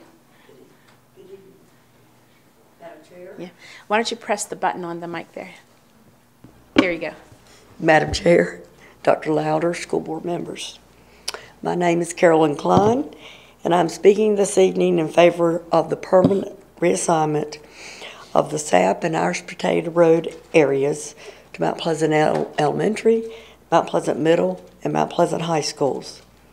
As our petitions have shown, it is the choice the vast majority of our community wants. The establishment of set feeder patterns for students to follow from kindergarten through 12th grade has always been a plus for Cabarrus County schools. It demonstrates your commitment to community. Permanently keeping our area in the same feeder district will offer long-term stability for our students and their families. I ask you to support our area attending the Mount Pleasant schools. Thank you for your time. Thank you, Ms. Klein. And the third speaker we have is Suzanne Rogers, also speaking regarding the redistricting to Mount Pleasant schools. Hello. Hi, push what button? Oh, okay. First of all, I'll speak on behalf of my family and most of our community. And the first thing they wanted me to say and reminded me before I got up was to say thank you. We know you have a tremendous task, but we feel like you're listening and we feel like we're being heard. And that alone means a lot to us. We were elated to find out that we were going to be a part of the Mount Pleasant district, and mainly because that school reflects our community. We are a rural and a farming community. We have an idea that more than likely we'll be able to go there through 5th grade, but then you have 2 decisions or 2 things to look at tonight. One is to make the decision on the elementary school and put off the middle and high, or go ahead and send us to all of the Mount Pleasant schools. We ask you to strongly consider all of the Mount Pleasant schools, and this is why. When our kids get to middle and high school, the coursework, there's the agriculture classes that all of ours have participated in. In the past, when we were not considered a part of Mount Pleasant, my son had to drive to Mount Pleasant for the agriculture classes and then drive to Concord High to finish his day. Well, now the agriculture classes are extended to the middle school. So if you send us away from the Mount Pleasant schools, we'll be going away from what reflects our community. They won't be able to drive in the middle schools to get to the agriculture classes. In the high schools, we know that maybe we could ask and have our students drive there if needed, but we're on the right road here to being a part of a community school, and we would like to stay a part of the Mount Pleasant Elementary, Middle, and High. And thank you so much. Thank you, Mrs. Rogers. Ms. Thomas? Mrs. Thomas? I don't know why I keep calling you Thomas. I have Glenda Thomas on the brain tonight. Mrs. Jones, will you please turn the mic off? She doesn't even know Glenda Thomas. But she was formerly with the school district. So I have that on the brain. I'll get over it. Okay. Thank you to the guest speakers. And now we'll move on to our consent agenda. Board members, we have the budget amendments presented last week. some policies on first reading and policies on second reading. Do I have a motion to approve the consent agenda? Madam Chair, so move. Second. So Dr. Kirk and Mr. Harrison. All in favor say aye. Aye. Also, you did. Any opposed? You also had 8 hours. Oh, yes, and that did include, it's on the agenda. You forgot yours? I emailed it to you. To me? I don't think I have it, Rob. I will check. Huh? Oh, okay. Well, we can't, we'll have to put on the next agenda, I guess, right? Yeah, we'll do that. Okay, so just one more time. All in favor say aye. Aye. Any opposed? Okay, thank you. Moving on to the action agenda. We have one policy Mr. Walter asked to have it put on the action agenda for tonight, and that was policy 7510 on the first reading regarding the leave revisions. So, Mr. Walter, do you have any questions? Just a couple. So there are a lot of additions and changes to this policy, and my understanding was that part of it all had to do with the North Carolina School Benefits Employment Policy Manual. Yes, sir. And that's why we made these changes? Yes, sir. Well, the North Carolina School Board Association actually made the changes. They recommended that through their model policy. One of the things, the North Carolina Benefits Manual actually contains everything that we have with regards to leave. And what the School Board Association had been attempting to do was to keep the policy up to date to match what changes are made to the state benefits manual. And so when they sent the recommended policy this time, they said they were not going to continue to do that. They were just going to reference the North Carolina benefits manual. And so as you will see on the first page there, the link is to that, and then the policy is intended to be more general in nature and just refer employees back to the benefits manual. Okay. And I had a question on the vacation leave on number E. Yes, sir. Prior, it said the superintendent or designee has the authority to approve the vacation schedules for all personnel. We've scratched that, and we've said vacation may only be taken upon the authorization of the employee's immediate supervisor in accordance with legal requirements and procedures. So pretty much that just outlines the practice already in place. So that is a practice that is already in place, not Yes, something, sir. we're not taking away responsibilities from the No, superintendent. sir, the superintendent does not have the time to approve every teacher's leave Sure, or but every. he can designate who right. that would be. Right, those are immediately under him, he approves. So And for then the only example- other one that kind of raised an eye, we've got added something new, had to leave to teach at a charter school. Is that something we really want to promote in our policy, or is that something that we can just Well, it's throw down to other leave types? Well, that's an actual, it's statutory just as the others are, and we're certainly open to that, but I think we just did promote it. Just by virtue of the fact that part of that is we have to do it. We have to do it, but we could put that in the other leave category if the board so chooses, because it would reference it right straight back to the state benefits manual. Okay, but to summarize, basically we're trying to make it so it's easier for folks to see the changes, keep it current, and then to reflect current policy practice. Correct. Okay. Thank you.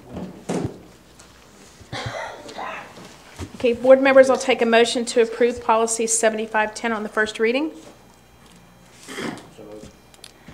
Mr. Harrison, Dr. Kirk, I see nodding over there. All in favor of approving policy 7510, regarding leave, be approved on the first reading? Say aye. Aye. Any opposed?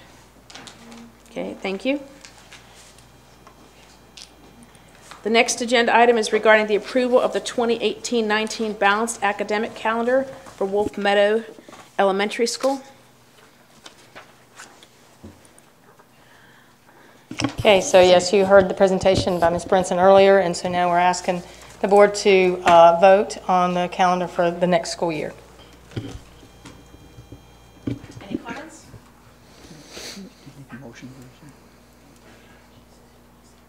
There's a motion to approve. Dr. Kirk? Yes, ma'am. And I'll second that.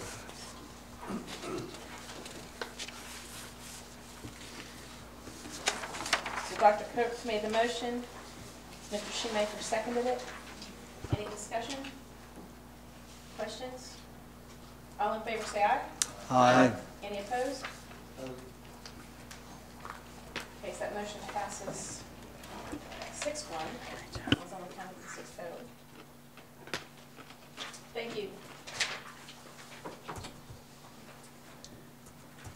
Agenda item 9.03, the approval of the Mount Pleasant Elementary School temporary boundary changes. So board members, you have several documents here. I'd like you to first look at the option 1, option 2. Ms. Reimer's team helped to put this wording together. I just wanted to have it clearly where we could, I'm sorry, my mic was not on, where we could discuss. So option 1, you see it's the same road verbiage. The difference is this area would be assigned to the full Mount Pleasant Elementary, Middle, and High School feeder district. Option 2 is only reassigning the elementary age students. I will note, as I did the work session, that there are currently no Mount Pleasant Elementary students who do not go through the Mount Pleasant feeder district. So these would be the exceptions if we did option 2. But board members' discussion on which option you prefer, and then we'll walk through the other elements. Do we have the number of students that are affected? Yeah, it was 24 total for our high school seniors at this time. So what about middle school? I didn't add them up from middle school in particular. Ms. Reimer, do you happen to have it in front of you? Okay. That was on the list you previously received with the I was kind of confused on some of that listing.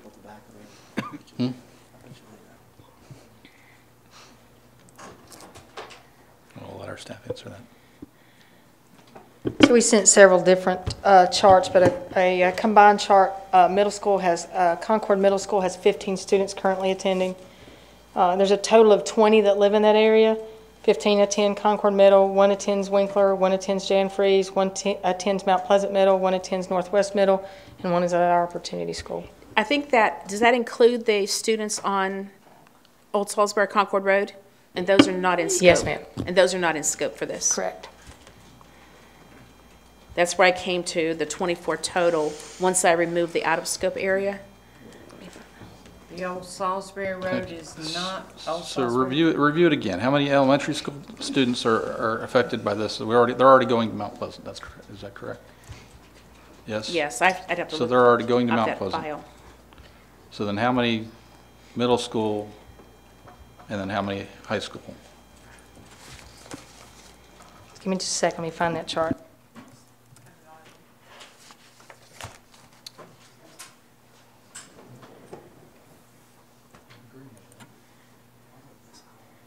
Okay, I am going to find.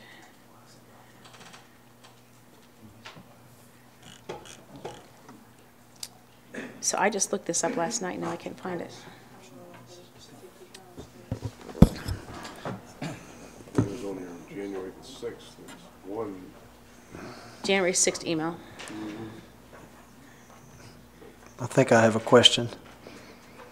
Mr. Powell? The east side of Old Salisbury Concord Road, I think was highlighted in our previous presentation, but now it's not. It was. Explain Staff, that. Ms. Gomez contacted those families, and there seemed to be I'll say kind of an unwritten line where the people along Old Salisbury Concord Road wanted to stay at the Concord schools, and the people on SAP Gregory, that part of Irish Potato, wanted to be at Mount Pleasant. So they did do a survey of the people who were not on any of the petitions, and that's why this was drawn the way it was. St. Gregory was where they wanted. Yeah, and Gregory's up above. Oh, actually, I guess Gregory isn't labeled, but it's off of here, off Irish Potato. Did the Teakwood people, were they in Amber? Where'd that come in? And has it Yeah, they're always been- included. They were included on the petitions. And the Ashland Road, Yes, that was? yes. Okay. So the way that is drawn now is based on the parent statements of preference, and the parents on the other streets were contacted as best they could reach them, but I think majority were contacted. So out of about the 10 different charts, I finally found the one I think Mr. Walters is asking for. The group that is to the right in what Mr. Powell just described, we have to the right, yes. Yeah, with the hash marks on and the green shaded, or the green shaded Yes, sir. hash on the map, okay. We have 4 middle school students in that group total. Of those 4, 1, 2, 3, all 4 currently attending Concord Middle School. So next year they'd have the option to continue at Concord Middle, or if That would be Yeah, that would be based that if would be we based on the accept board. the criteria and one of the other attachments. They would have that option to continue. Okay, and then high school, what do we have there? So typically, what we do is, especially in this specific area, and Ms. Burton, again, this would be a board decision, not directed by staff, but we do have transportation up there already. We would allow transportation for the remainder of their level. When they finish that level, then they would be able to ask for a transfer into Concord High School, but would have to provide their own transportation if you were to redistrict that group permanently to Mount Pleasant Middle and High. Is there any way that they could ask for, I mean, you're saying that, but is there a way, since we've got transportation up there, that they could do a, ask for a transfer, or see if they could drop them off at a hub or something? There's a couple of them that, I mean, we're accommodating these other parents with this, and there's a couple of them that's just getting caught up in this, that they didn't ask for this, and they're kind of in the same type situation, and they're wanting theirs to stay at Concord, and they've just got caught in the backdraft of this. I mean, basically, there's 2 of them, and they're wanting theirs to stay at Concord, and we've got buses that's going to Concord. And what can we do with them? Well, Carolyn. Why jeopardize them? Yeah, I would say just historically, we have done what's in, I'll say, the governing principles or elements that I wrote up with Ms. Reimer's help. So the parent can always file the hardship, explaining their transportation situation and whatnot. And I know Mr. Harrison likes to say to not commit future boards. So we try not to commit future boards too far because bus routes can change. We're going to have another redistricting, although it's highly unlikely this area per staff is going to be touched in the redistricting for next year. But the parent can always file the hardship paperwork, and based on what they present, they can stay at the Concord schools. So, and I think staff would be more than willing to work with them in order to accommodate, what appears to be the majority of this area. So we can't commit today if we follow the regular guidelines, because I would hate to see us do different guidelines for each redistricting, where what's there is, I hope you all had a chance to read those because it's posted in board docs, but I think it's pretty much what has been done over time. So just to keep it consistent. Can we read that? Yes, I will. Do you want me to go through that now? Okay. So in the governing elements, I don't know who's presenting, if you can put up the attachment that says RES to MP reassignment governing elements. The reassignment is effective starting with the 2018-19 school year, which means that would be the first school year and going into the future. This reassignment does not affect existing program choice assignments, meaning if those families have already entered into a program choice lottery or have a child at an existing program choice school, this change does not affect those decisions. Students in the redistricting area may return to Royal Oaks or stay at Concord Middle or Concord High School with the following criteria. Transportation will be provided by Cabarrus County Schools buses to the schools listed on number 3, meaning right above there, until the end of the current elementary school, middle school, or high school attendance, respectively. So at each of those end of grade levels. When a student progresses to the next school level, if the student desires to stay at an out-of-district school, the family will be responsible to provide transportation. The family must file a hardship request with Cabarrus County School Student Services each year that they request to be at the original and now out-of-district school. These requests will document the intention of the student's family and will be automatically approved. And I guess we should qualify on that. They'll be automatically approved to the end of that current grade level. Each year, yes, because those are for each year. And that's not much different really than the program choice option, where you're filing a paperwork each year of your intent to stay at program choice. You're filing your intent to stay at your the school before this reassignment activity. These governing elements are for currently enrolled students only. An unenrolled sibling who enrolls in Cabarrus County Schools will have out-of-district transportation only while the currently enrolled sibling is at the same school. So meaning if parents have opted to send one or two or more, whatever, of their children to other schools, they don't inherit the rights of the currently enrolled student. And I don't know if there's any situations like that in this area, but just to be clear. And any students moving into this area will attend the assigned schools if we vote on that and approve that tonight. So does that make sense? Any questions? For me, it was just writing down what has been historically done, but just so it can be read and absorbed by all. So you're going to transport them until they get to the next level. Yeah, and I think that's... So at some point, you're going to have one or two kids on a bus. Is that right? Well, it'll be other schools. I'm sorry, believe it will be other buses in the area for that same school. Yeah, and I'm going to speak a little bit for transportation. We have a bus from Concord Middle that's already up there close, so we'll be picking up those students with other Concord Middle School students. So we would not be putting two students on a bus.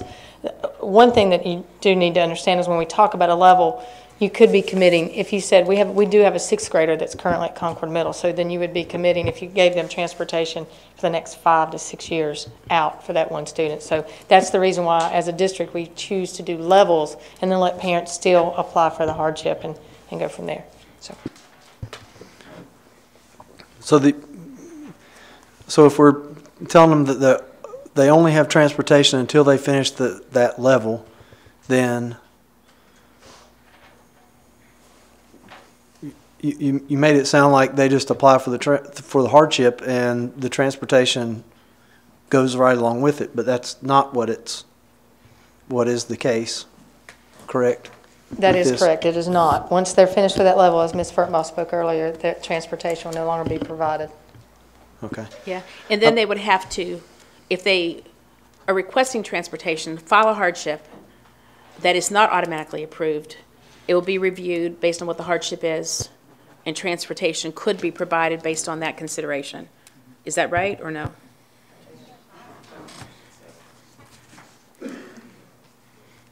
I think in any scenario, per the board's direction, we're going to be able to provide transportation. We're only talking a couple of miles, and there's already buses that are out there. So that's different than what we're saying here. Well, but I think we want to have that hardship filing so that we know what's happening every year. We're not going to, as Ms. Reimer just said, we're not going to make this a 6-year plan or longer for that transportation. It's your direction. Mm-hmm. Well, it's at the direction of future boards. Correct. Yep. Which is always the case. But if we think a decision is right to make now, then let's go ahead and make it and be done with it. And then it puts the onus on the future boards to go back and change the policy, not putting the onus or the responsibility on the parent to come in and fight a policy that we put in place because they have to come back and file a hardship just to get transportation for, like you said, a couple of miles.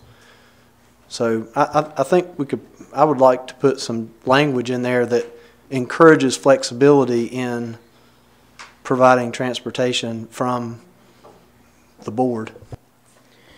Well, I just want to clarify, though, with the shifting off of Old Salisbury Concord Road, when we thought we were taking the right side of Old Salisbury Concord Road, buses would be on the common road. There will not be buses on Old Sap Road now, right? In terms of those specifics, last week when we had a meeting, I asked for the specific scenarios to review, and I can't answer that without having the specific. I can come back to you. Yeah. What I can tell you is we will do what the board directs us. If the board says, can you provide transportation, I'm not going to stand in front of you and say it's going to cost $200,000 the way I just did at Wolf Meadow.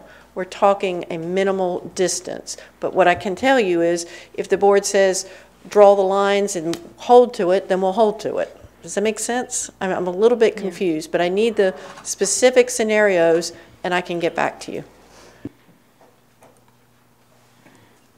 Madam Chair, can I make a motion and ask for a second on option 1 as stated so that we can move that along? have a discussion on that?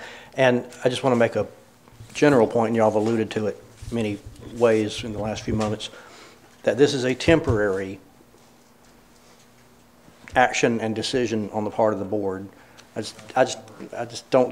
don't feel comfortable with the word permanent because so many things could change in years in the future. I just want the public and the communities to understand the need. I would suggest we not use the word temporary, Yeah, what do you mean but just temporary? say Because we you're changing a line. Yeah.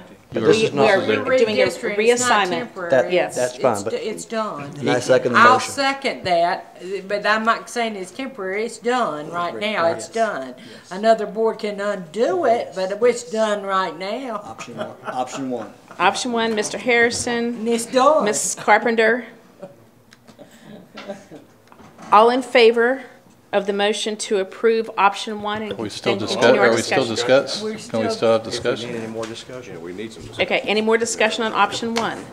This is not for the other parts. We're going to break this into motions. This is just for choosing option 1 over option 2. And then we'll go to the next document.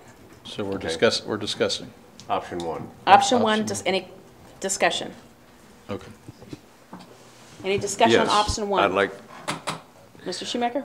I am only for the movement of the elementary school students on this one. We've got another item on our agenda that's going to deal with looking at all of our feeder routes for all of our high schools and middle schools, and we're going to be exercising that this year, and it's going to be large and odorous. I think that right now you're talking about 12 Concord High School students and 10 CMS students in the area that we're talking about based on the information that you provided to us. Yeah, it's not even 12, it's 20, it's 24 total with 4 No, seniors. it's 12 Concord High students, because I just counted it, and then 10 CMS students, based on this piece of paper that you sent to me on January the 6th. Yeah, and then I've got 16 that are going to Royal Oaks. Yeah, that was actually, some of that area was removed. So all of those streets from No, that paper I are not only included. did the streets that were valid.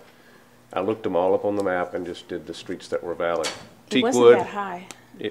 Teakwood, Sap Road, Irish Potato Road were the streets that were involved. All the rest were not.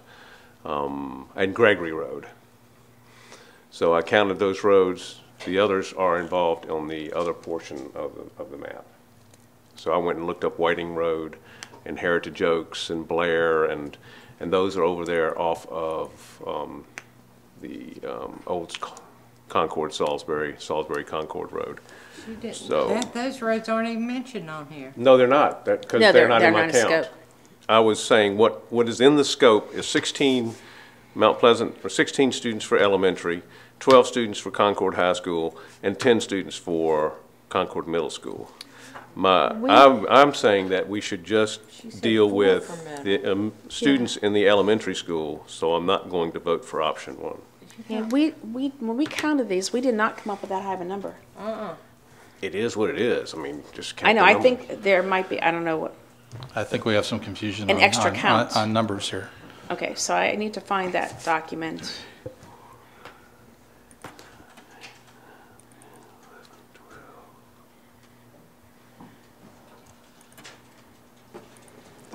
You just said, excuse me. Ms. Reimer, you just said there was only 4 middle school students. 19. Actually, it's 19. Y'all have the areas, we have several areas there. I think 19. Mr. Shoemaker has a larger area that were the cities before we moved further east. The roads that I looked at were Gregory Road, Teakwood Road, Sap Road,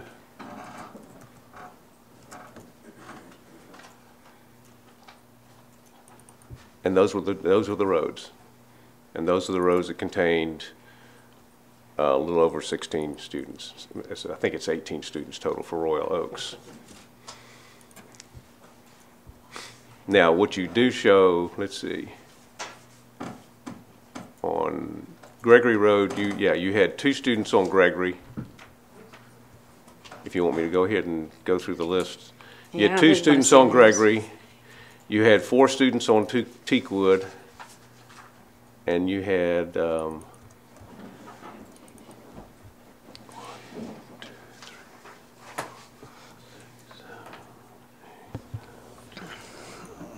while you're doing 12 math. Students on Sap Road.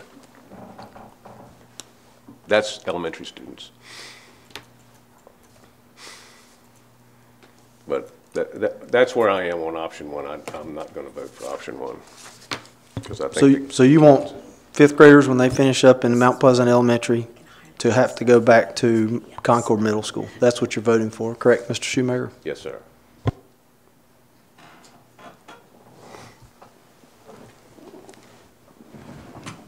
And just to continue the conversation, the suggestion of option 1, from my perspective, simply gives the parents and the communities stability and lets them make longer term plans that are just done, but understood for that period of time, as opposed to parsing it out in shorter 1-year periods of time.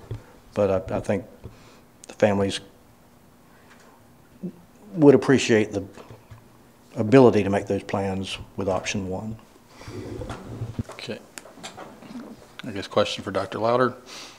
So we have up to 17 high school students or something to that effect. Does that change the allocations to the schools?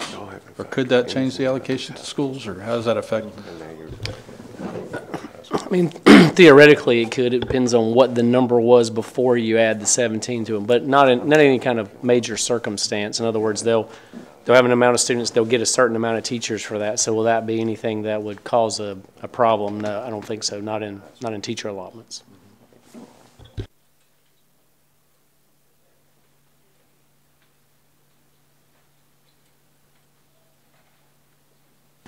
And one of the reasons that personally I would want to go with 1 is, again, I don't feel we're going to have to go that far out. I can be wrong. I have been wrong before, and I am a woman, and I'll admit I've been wrong before. But hey, and this is on TV. I stated it before, and I'll state it again. The children that we're referring to now have been shuffled around, and I want to try to give some stability. They've been in place for 2 years, and again, I'd like for them to know they've got a home and that we're going to keep them in that home. And if we can say we're going to do it from now until they graduate, that'd be great. But we're not going to I mean, you never, as somebody said earlier, we know we're going to have some shifting around, but at least we're saying tonight, we want to say we're going to try to keep you where you're at. But we got a rural county, we've got a rural area, it's a farming area, and we all know that Mount Pleasant has been known for that. And Concord's not known for that. That's not where Concord's a spider. Mount Pleasant's a tractor. We all know that. But I think that this first proposal does that, and we're saying that we want to put it all the way through, go from the elementary through the high school. And I think that first proposal does that. One more question. Do we know how long this area has been in Concord High School's district? Or Concord?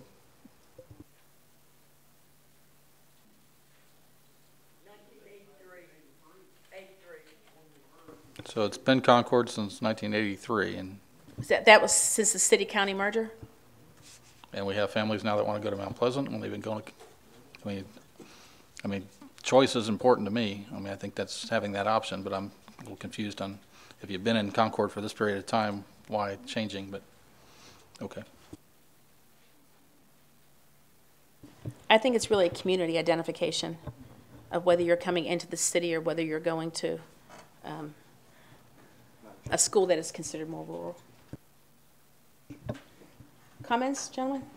Dr. Kurt?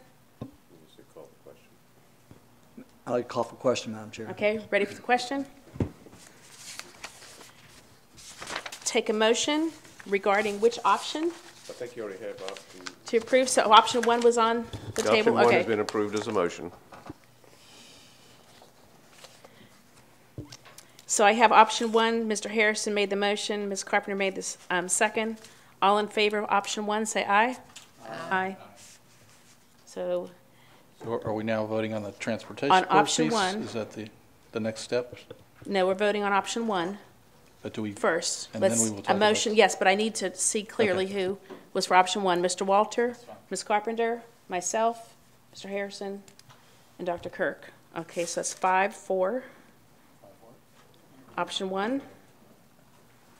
And Mr. Powell against, or you for? I'm for option 1. Okay, very good, thank you. And I'm dissent. Okay, and Mr. Shoemaker has cast a dissenting vote. Okay. So the motion passes 6-1 for option 1. Okay, next we need to look at, let me get back to my agenda here, looking at the proposed governing elements. I'm just going to go down through these. So with number 1, any concern with starting it next year? What happens to the children now? They stay where they are? Yeah, for this school year. Okay. Till the end of school year 2017-18. Any concerns with option, or number 2 on the governing elements? Program choice remains the same. Okay, 3A. Students in the redistricting area may return to Royal Oaks or stay at Concord Middle or Concord High School with the following criteria.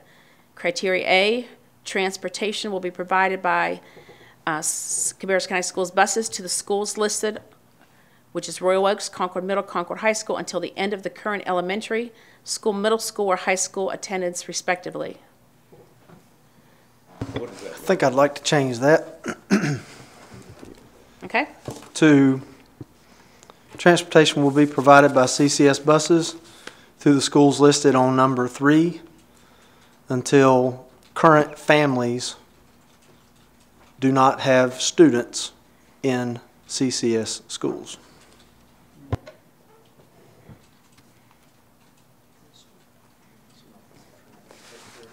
How about if we say until current families no longer request transportation? Absolutely.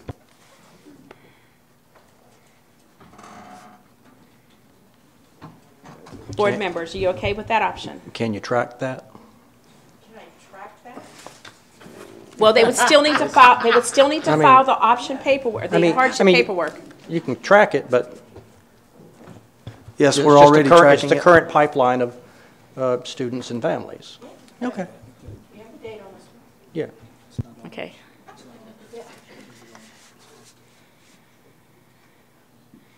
Okay, that would imply to strike letter B. Is that what you all are requesting? Mm-hmm. This end?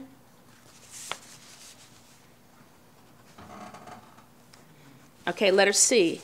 The family must file a hardship request with CCS Student Services each year that they request to be at the original and now out-of-district school. These requests will document the intention of the student's family and be automatically approved. Okay, we still need to have some record of where students are going when they're not in district at that address. Is that correct? Yeah, but they're still getting their transportation because we said it in the first one. So they're getting their transportation, but we just need to know where they're at. So that's all they're doing, that paperwork, so they know where they're at. But we've already said they're gonna get their transportation. So they're getting their bus, so that's gonna account for these people that were put into that situation. So Okay. we're getting their transportation. And on the hardship request, that's where they would need to request transportation. So approximately what time of the year do each of these families, every year, need to fill out this paperwork? What's the window or the time? March through May. March through May. So it's, the onus is upon those parents, March through May, to fill out this paperwork, for it to be reviewed during the summer, for it to be approved automatically per this statement. However, if a parent fails to do the paperwork, then, well, I mean, to be honest about it, it's up to the parents to fill out the paperwork between March and May. Right. Is that understood? Yeah, and all parents for all bus transportation are required to submit the request for transportation. So there's two elements there. One, to stay at the original school, and two, to request bus transportation. Again, those have to be done in a timely manner. They are not guaranteed by us, our vote tonight. So both of those would have to be And if a completed. parent neglects to fill out the paperwork, Right, this is null and void, so. null and void. All right, all right. Per se, all right. These parents next year are going to, say their child's going to Concord next year. They're living in this area we're talking about. Is it March through May of this year, this Yes. coming March? Yes. That these people have to go to your office to fill out this paperwork. I want them to know that they got to do it from March to May this year to do that. It'll be online through Mr. Basilisk's office. Through John's office, that they've got to fill out this paperwork this coming March. Always at the end of the school year preceding what you desire to do next year. Right. So just like program choice is all done in the springtime, and the assignments made, bus transportation is requested this spring, just normal procedure for schools. Okay, but they need to do it this March, this coming up March. And that's just purely by state law. We've got to track every child and know where every child is. Exactly. That's the only purpose of that. Okay. So board members, if you understand these, I will go into the original document and send you out as part of the minutes with these modifications. I think I've captured them. Number 4 on the governing elements. Everybody in agreement on that one? That this is new students moving into the area may not select to go to the old school with transportation. They are districted at the new school. Could we change that to families? Families? In case there's a student out there that's got a sibling already involved in this, they just go right along with them. Let's see. So these government are for currently enrolled students and unenrolled sibling.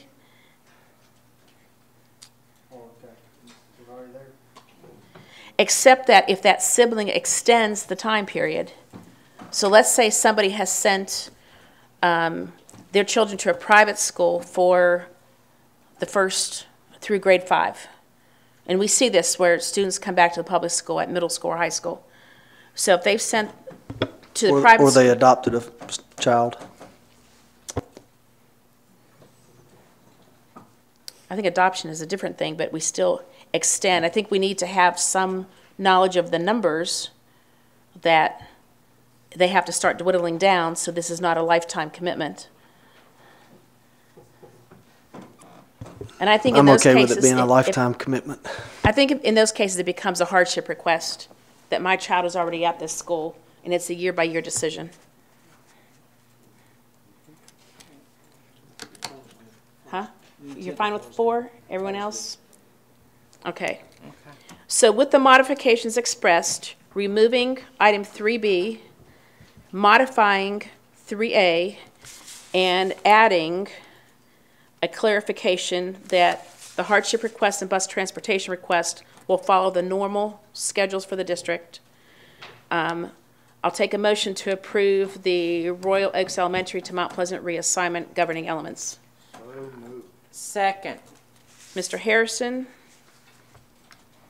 We'll keep that simple, the same motions. And Mrs. Carpenter. Any other discussion? All in favor, say aye. Aye. Any opposed? Okay, that passes 6-0. 7-0, I'm sorry. I'm so used to the 6. Dr. Kirk, I'm forgetting. We have someone in that seat. I see you there. He's there. I see him. I see him. I did the pledge. I mean, you know, come on. But to the Mount Pleasant area folks, regardless of whether you choose to go to the Mount Pleasant Elementary or to stay at Concord Schools, we hope that you know that we heard you, and your students can go now as the parents desire. So.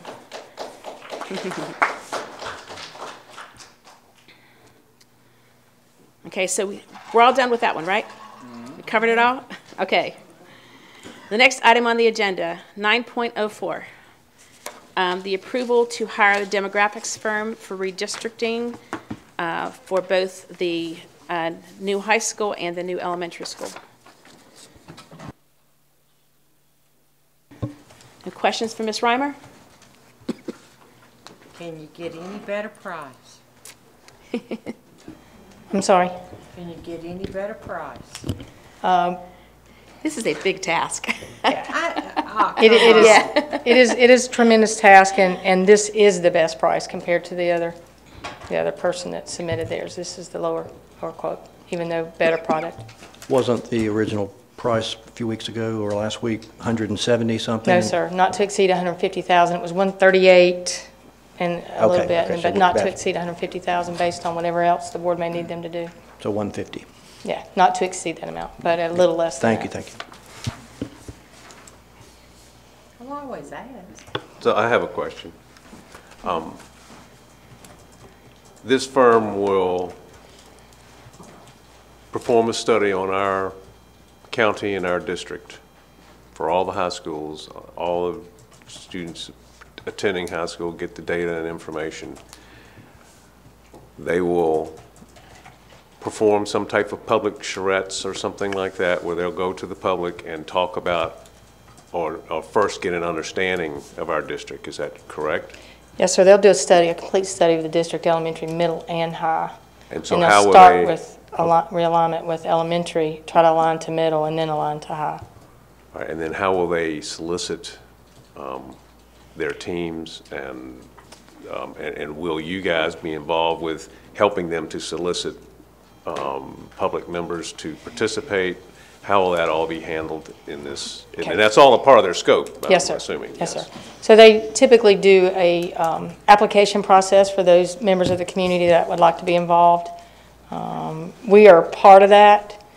Just if we would like to be involved, we can also submit an application, but that group fully runs that application process. We'll run that group by the board, obviously, when it's picked. A committee sometimes between 25 and 30 members. Staff, principals, those members of our staff typically are for advisory roles versus part of the committee. So they will be soliciting some type of application. You'll use some type of communication process that you have in our system to make sure that all parents are aware and get Yes, the sir. opportunity to participate. Yes. They have done it several different ways, but the suggestion from them is to allow them to pick through the application process, the committee. In other districts, some boards have chosen to pick the members themselves. And in that district specifically, I spoke to the person, they said that was a mistake. So that if they gave us any advice, it would be they do a fantastic job, and to allow them to run the application process to pick the committee. Now, do they have, I didn't see it in here, but is there some type of a schedule for providing all of this and getting this wrapped up? And what is your due date for the schedule? Yeah, schedule's on the, this is their schedule, is on the back page of their proposal. In speaking with them, it is very flexible based on what the board's needs are. We've discussed several different needs based on timing of the year and just historic kind of things that Cabarrus County has done with redistricting. They said they would be happy to sit down with us and see what we could do based on what the recommendation or request of the board would be as far as the timeline. So if you can see that top, it's kind of hard to... Yeah, I see it now.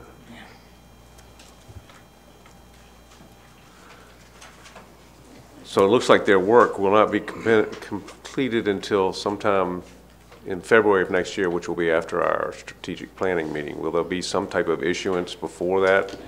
Yes, so they'll have many different opportunities for the board to be involved in looking at what they are presenting to the public, and again, are very open to changing the schedule around. They'll just need to know and sit down and say, what is the board's wishes there, and can we compact the schedule enough? And I think they were very confident that they could. So it could be, I mean, this is not set in stone, this is just a suggestion from them, but. Right, but so based on this, it looks like we wouldn't offer up a comprehensive redistricting plan to our constituents until sometime around spring.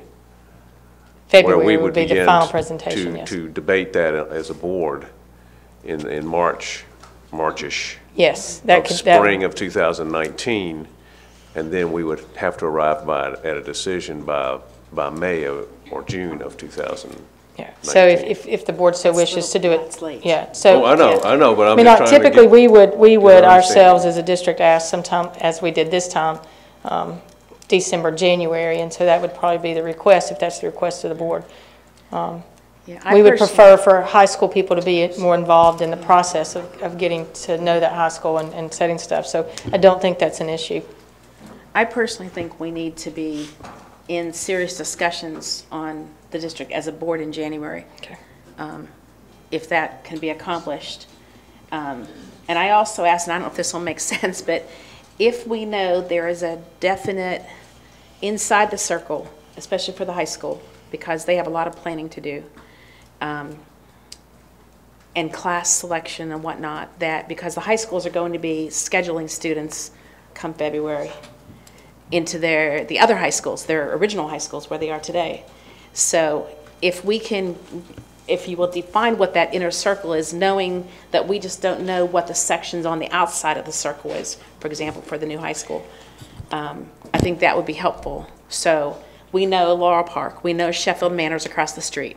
You know, we know a couple of those, and how far out does it stretch that the demographers come up with and say, we know it's going to be this tight of a circle. We just don't know whether we're going to stretch out here, here, here yet. That may be helpful, at least to the guidance counselors at the existing high schools, and give us some ability to start planning, whether that be buses, whoever the principal will be, do planning at the school, that sort of thing. So. Yes, ma'am. I do think that's possible.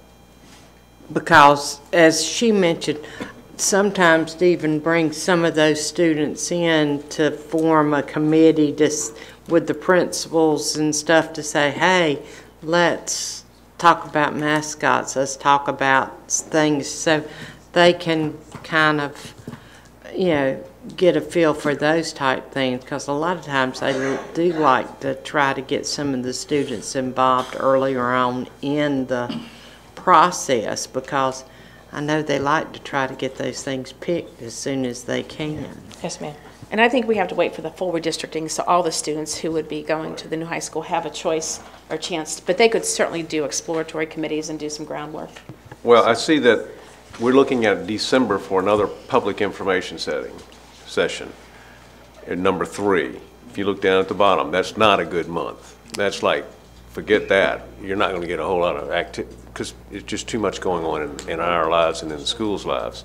So I'm kind of looking at that as they may need to compress that to November, because in order to meet the schedule that Ms. Furtenbaugh is referring to, we really need to have done all of that before Thanksgiving, and then as a board begin to convene and talk about it in December, January timeframe, so that we can,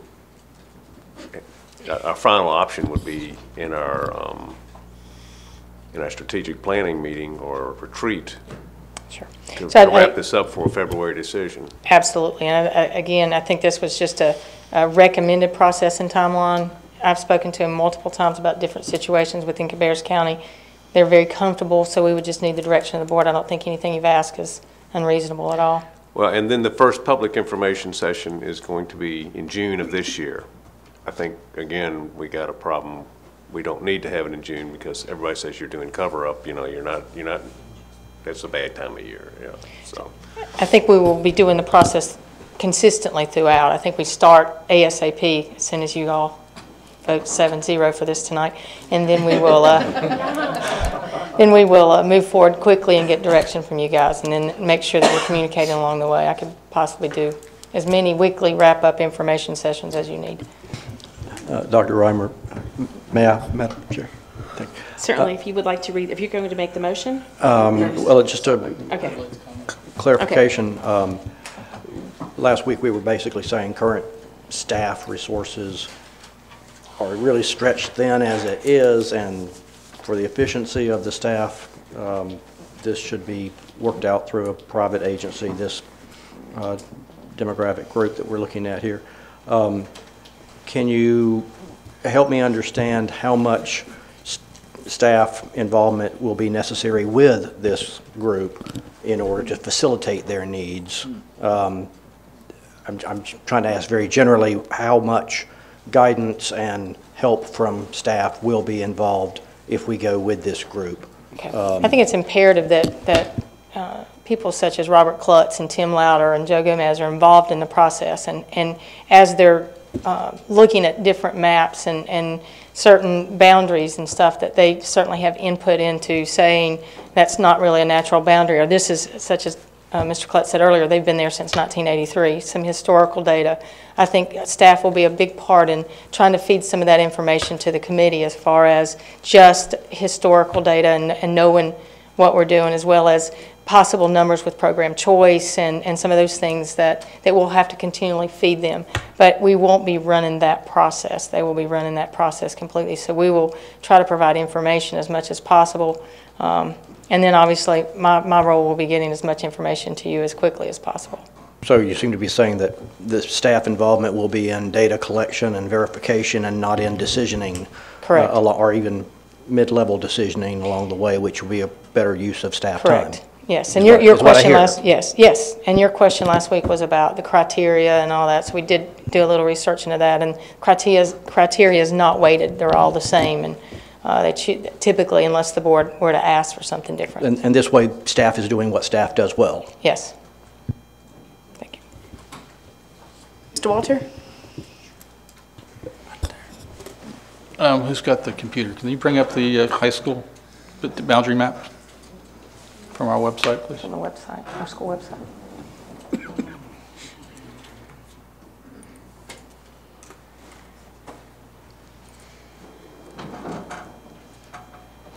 So primarily what we need to know where the school kids or where the students are going to go for the new high school. Is that our primary purpose? No, sir. We need to know where our kids are going to go for elementary school with the new Southwest and how they're going to feed into our new middle schools, including increasing J and Freeze, as well as them being a feeder into the high schools.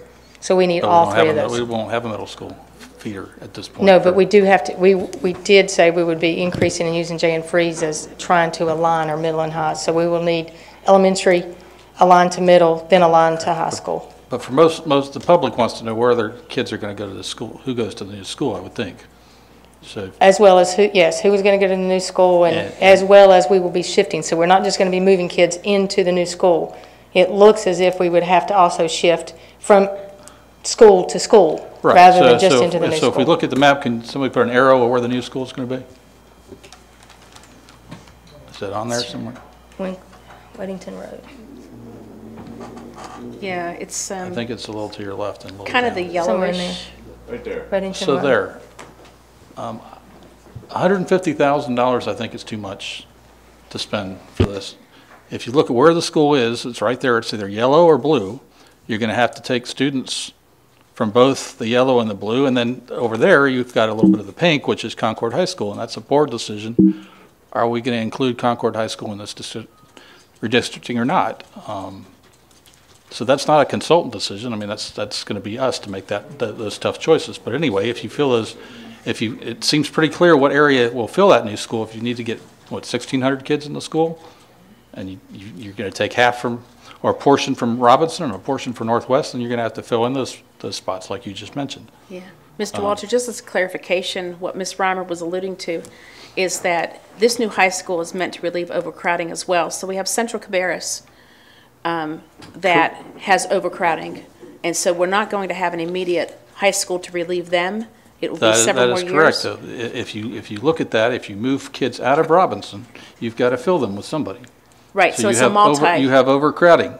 If you look which areas are closest to the Robinson district, those folks have a pretty good chance of ending up going to Robinson to fill that in. I mean, this is not as complicated as we're making it out to be. I just don't think that we need to spend $150,000 of funds to have an outside firm come in and tell us the same thing that we can pretty much determine with a little thought and a little bit of time, because really they need to know now. I mean, the students that are going to these schools really should have a pretty good idea that they're going to at this point. When we're waiting another year before we're going to tell them, I don't think that's going to go over real well. So anyway, that's my my thought is I think we can do this for less than $150,000. Granted, we have experts. Granted, we're going to have pretty maps, but the expense is too much for my taste. Yeah, Madam Chair, if I may, I think a significant point is these aren't static pieces of data. If it was static and given infinite amount of time, a finite amount of time, I think Ms. Reimer addressed, you got the brain power to do it, but you don't have enough calendar days in a year, and we don't pay you to do moving pieces around.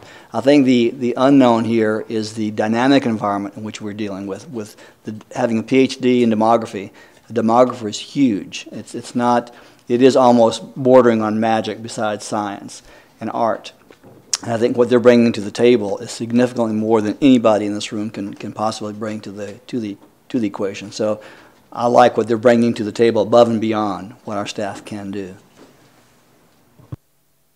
And this also includes the new elementary school redistricting as well, and trying to align feeder districts when possible. Yes, ma'am. NJ and Freeze. Madam Chair, I'd like to make a motion that we accept the offer here, or the offer for us to enter into a contract with Cropper McKibben not to exceed $150,000. I believe that by approving this, that we'll give our staff an extra 4,000 to 6,000 hours worth of work that will be augment what they do already, and to meet with the community to put together the information required. And because this is a temporary thing, it's not like we have to hire permanent staff to do this, but we would have to hire permanent staff if we didn't go this route to try to augment their needs to do this study. Second motion. Dr. Kirk? Any further discussion? And we did specify it was for the high schools, the middle school, excuse me. It is specified it's for the high school, the elementary, and the middle school. It is specified within the contract, or we haven't got the contract yet. So it is specified within the proposal, and our attorney has worked on a possible contract. Okay, any other comments? Oh, so Sure. Right now we won't see the contract until, so right now this is just the beginning of the contract conversation. So I'll defer to Mr. Shaw. We still have to enter into a contract. No, it's much easier than I'll let him speak. One proposal was just to have signatures on the proposal, and I like a separate contract form, but it is very simple. It is Board of Education and Cropper McKibben enter into a contract to provide these services as outlined in the request, or outlined in their proposal, our request, and the standard Cabarrus terms and conditions. It's a half-page contract. So there's no additional terms in there besides the proposal terms? That's correct, other than the standard Cabarrus County terms, which is a one-page document that we throw on every document. And I think Cropper said today that was fine. So there is a separate contract form, but it's nothing for the board that the board needed to worry about. It's a half page that just incorporates the three different documents in one. Okay, board members? I definitely cannot support spending the money for another consultant to come in and give us, information that I feel like we can collect and process in-house. I don't think that the difficult part is kind of deciding which streets. I think the difficult part is dealing with the people involved and all of those types of things. And I was a little disappointed to hear that some of the community meetings, I hope it's some, it wasn't said some, but it was said community meetings, was part of this scope. And, I don't feel comfortable with an outside demographic firm managing that community outreach piece. Although I wasn't real, impressed, I guess, with how the parents were treated at Royal Oaks as well. But anyway, it just seems like it's an awful lot of money, and I think we have the people in place. If we can just maybe forego some of our other meetings and processes that take people away for large chunks of time, I think we would be able to spend those man hours performing this task. Any other comments? Again, I want to make sure that if this is approved, that a statement of work, objectives, and scope of services is attached to it, because I want to make sure if I have to go back and say, you didn't do that, they can't say, what didn't I do? If it's not attached, because it basically says what we are asking for and what we want. So I want to have something I can point to and say, you didn't do this, or you said you were going to do this, and I want to make sure that I have what they're supposed to be doing. I believe, Mr. Shaw, you said that the entire proposal would be attached and referred to? Right. The proposal for demographic realignment services is basically attachment A.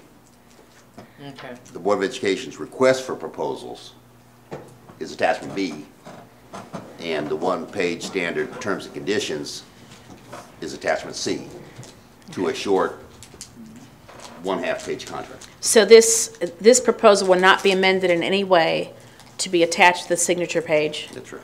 It will be, the signature page will refer to each of those attachments, and this will be included in its entirety. And so if you ask what the scope is, it's this. And if there's anything else as part of the RFP, but I don't think there is. I think this is responsive to the RFP. Mr. Harrison? Along the comments of Ms. Carpenter, will the contract and all the paperwork include explicit exclusions of what will not be done, so that we, again, have a clear understanding that certain items will be included and addressed, but other items would not be addressed? I think the scope is fairly well defined. Is it appropriate to have explicit exclusions? And I would just say, if we add anything other than this attachment and the scope and this contractual language, we have to come back to another meeting. So I don't think we want to, unless there's a really strong reason, I don't think we want to modify that at this time. Mr. Did we talk about where we're getting the money to pay for this study? Is we going to have to wait for our budget adjustment, or we already have a plan, or how's that? Yeah, I think Ms. What are we giving? What are we giving up to do this? Because I don't think it was a budgeted item. We do have a plan. We have talked with the county staff, and they have indicated that they would support this option. So when we adopted our budget, we had an X number, and just can't remember right off the top of my head, of our charter schools that were funded from the local side. So our charter schools on the state side is different than our charter schools on the local side. So last year we had more charter schools on the local side than we did this year. So the county could either take that money back, or they could let us apply it to a project. We asked them if it would be appropriate to apply to this project. It just so happened that the amount was $150,000. They said we would be okay with that as long as it's not to exceed $150,000. Anything beyond that you would need to find on your own. And so that's why the contract reads not to exceed $150,000.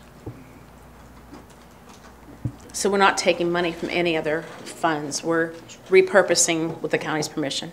We're actually, this is in celebration of getting our kids back from charter schools. Yeah.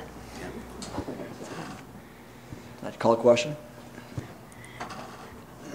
We have the motion made by Mr. Shoemaker, seconded by Dr. Kirk. All in favor, say aye.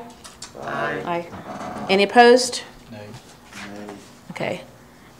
So the vote is 5-2 with Mr. Powell and Mr. Walter dissenting.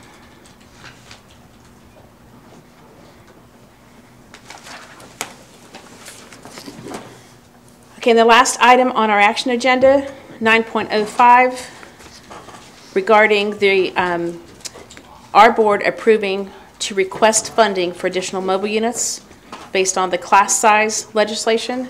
We reviewed this in the work session. Are there any further questions today? This is not to exceed 5.4 million, or is this, I kind of got the feeling that it was an estimate. It's a worst case scenario. It's the worst case, so we wouldn't exceed this amount. So exactly, it would definitely not exceed that.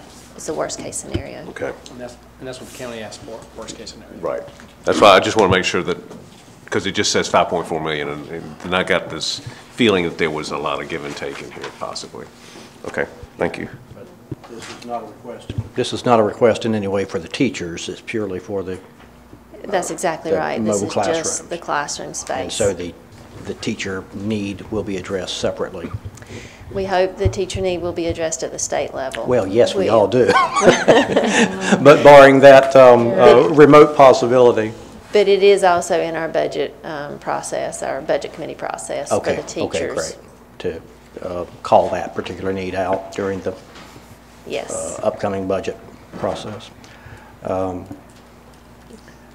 Please express our thanks to the county for understanding the situation we are in, and my gratitude, if nothing else, for them working with us under these circumstances. Yes, they have been wonderful. They sure have.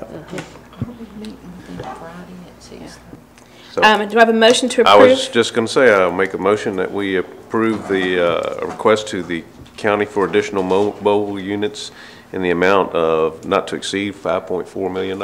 Second. Okay, we need to amend that or change that motion. Well, you can just say amount of 5.4 million. Okay. That's good. Mr. Harrison, you seconded? Yes, ma'am. Any further discussion?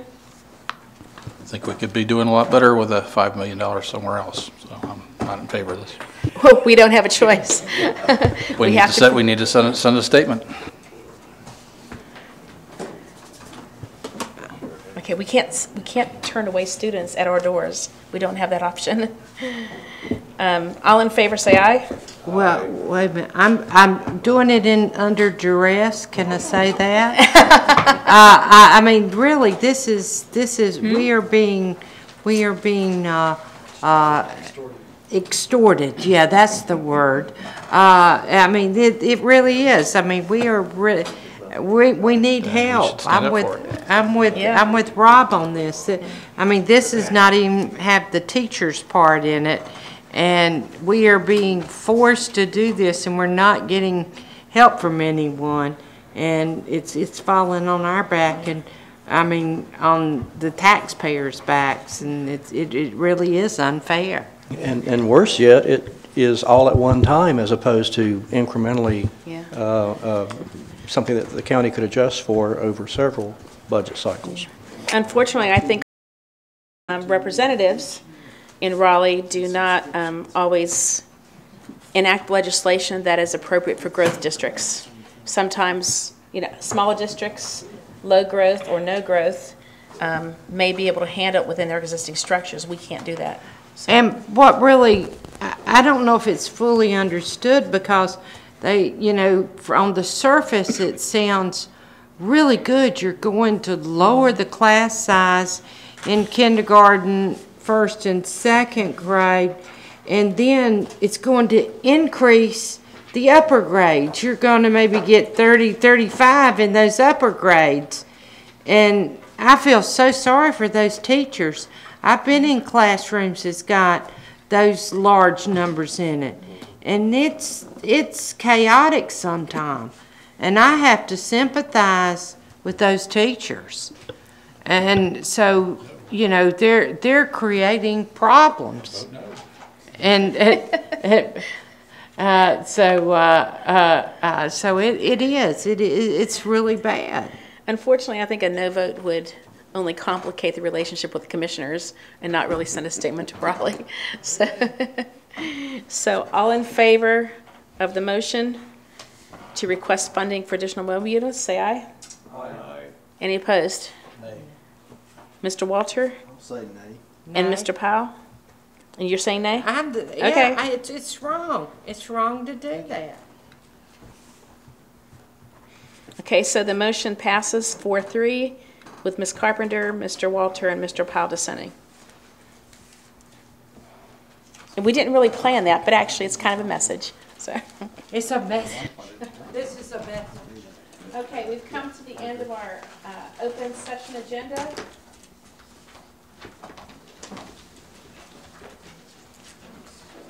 I'll take a motion that the board convene in closed session pursuant to General Statute 318.11A3 to consult with an attorney employed or retained by the public body in order to preserve the attorney-client privilege between the attorney and the public body, which privilege is hereby acknowledged, and pursuant to General Statute 143-318-11A6, to consider the qualifications, competence, performance, character, fitness, conditions of appointment, or conditions of initial employment of an individual public officer or employee or prospective public officer or employee, or to hear or investigate a complaint, charge, or grievance by or against an individual public officer or employee, to review personnel recommendations. I'll make that motion as you just stated it. And I'll Mr. Walter made the motion. Ms. Carpenter seconded. All in favor say aye. Aye. Any opposed? Okay, that passes 7-0. Thank you for joining us this evening, whether you're in the room or watching on TV. And we'll see you next month. Thank you.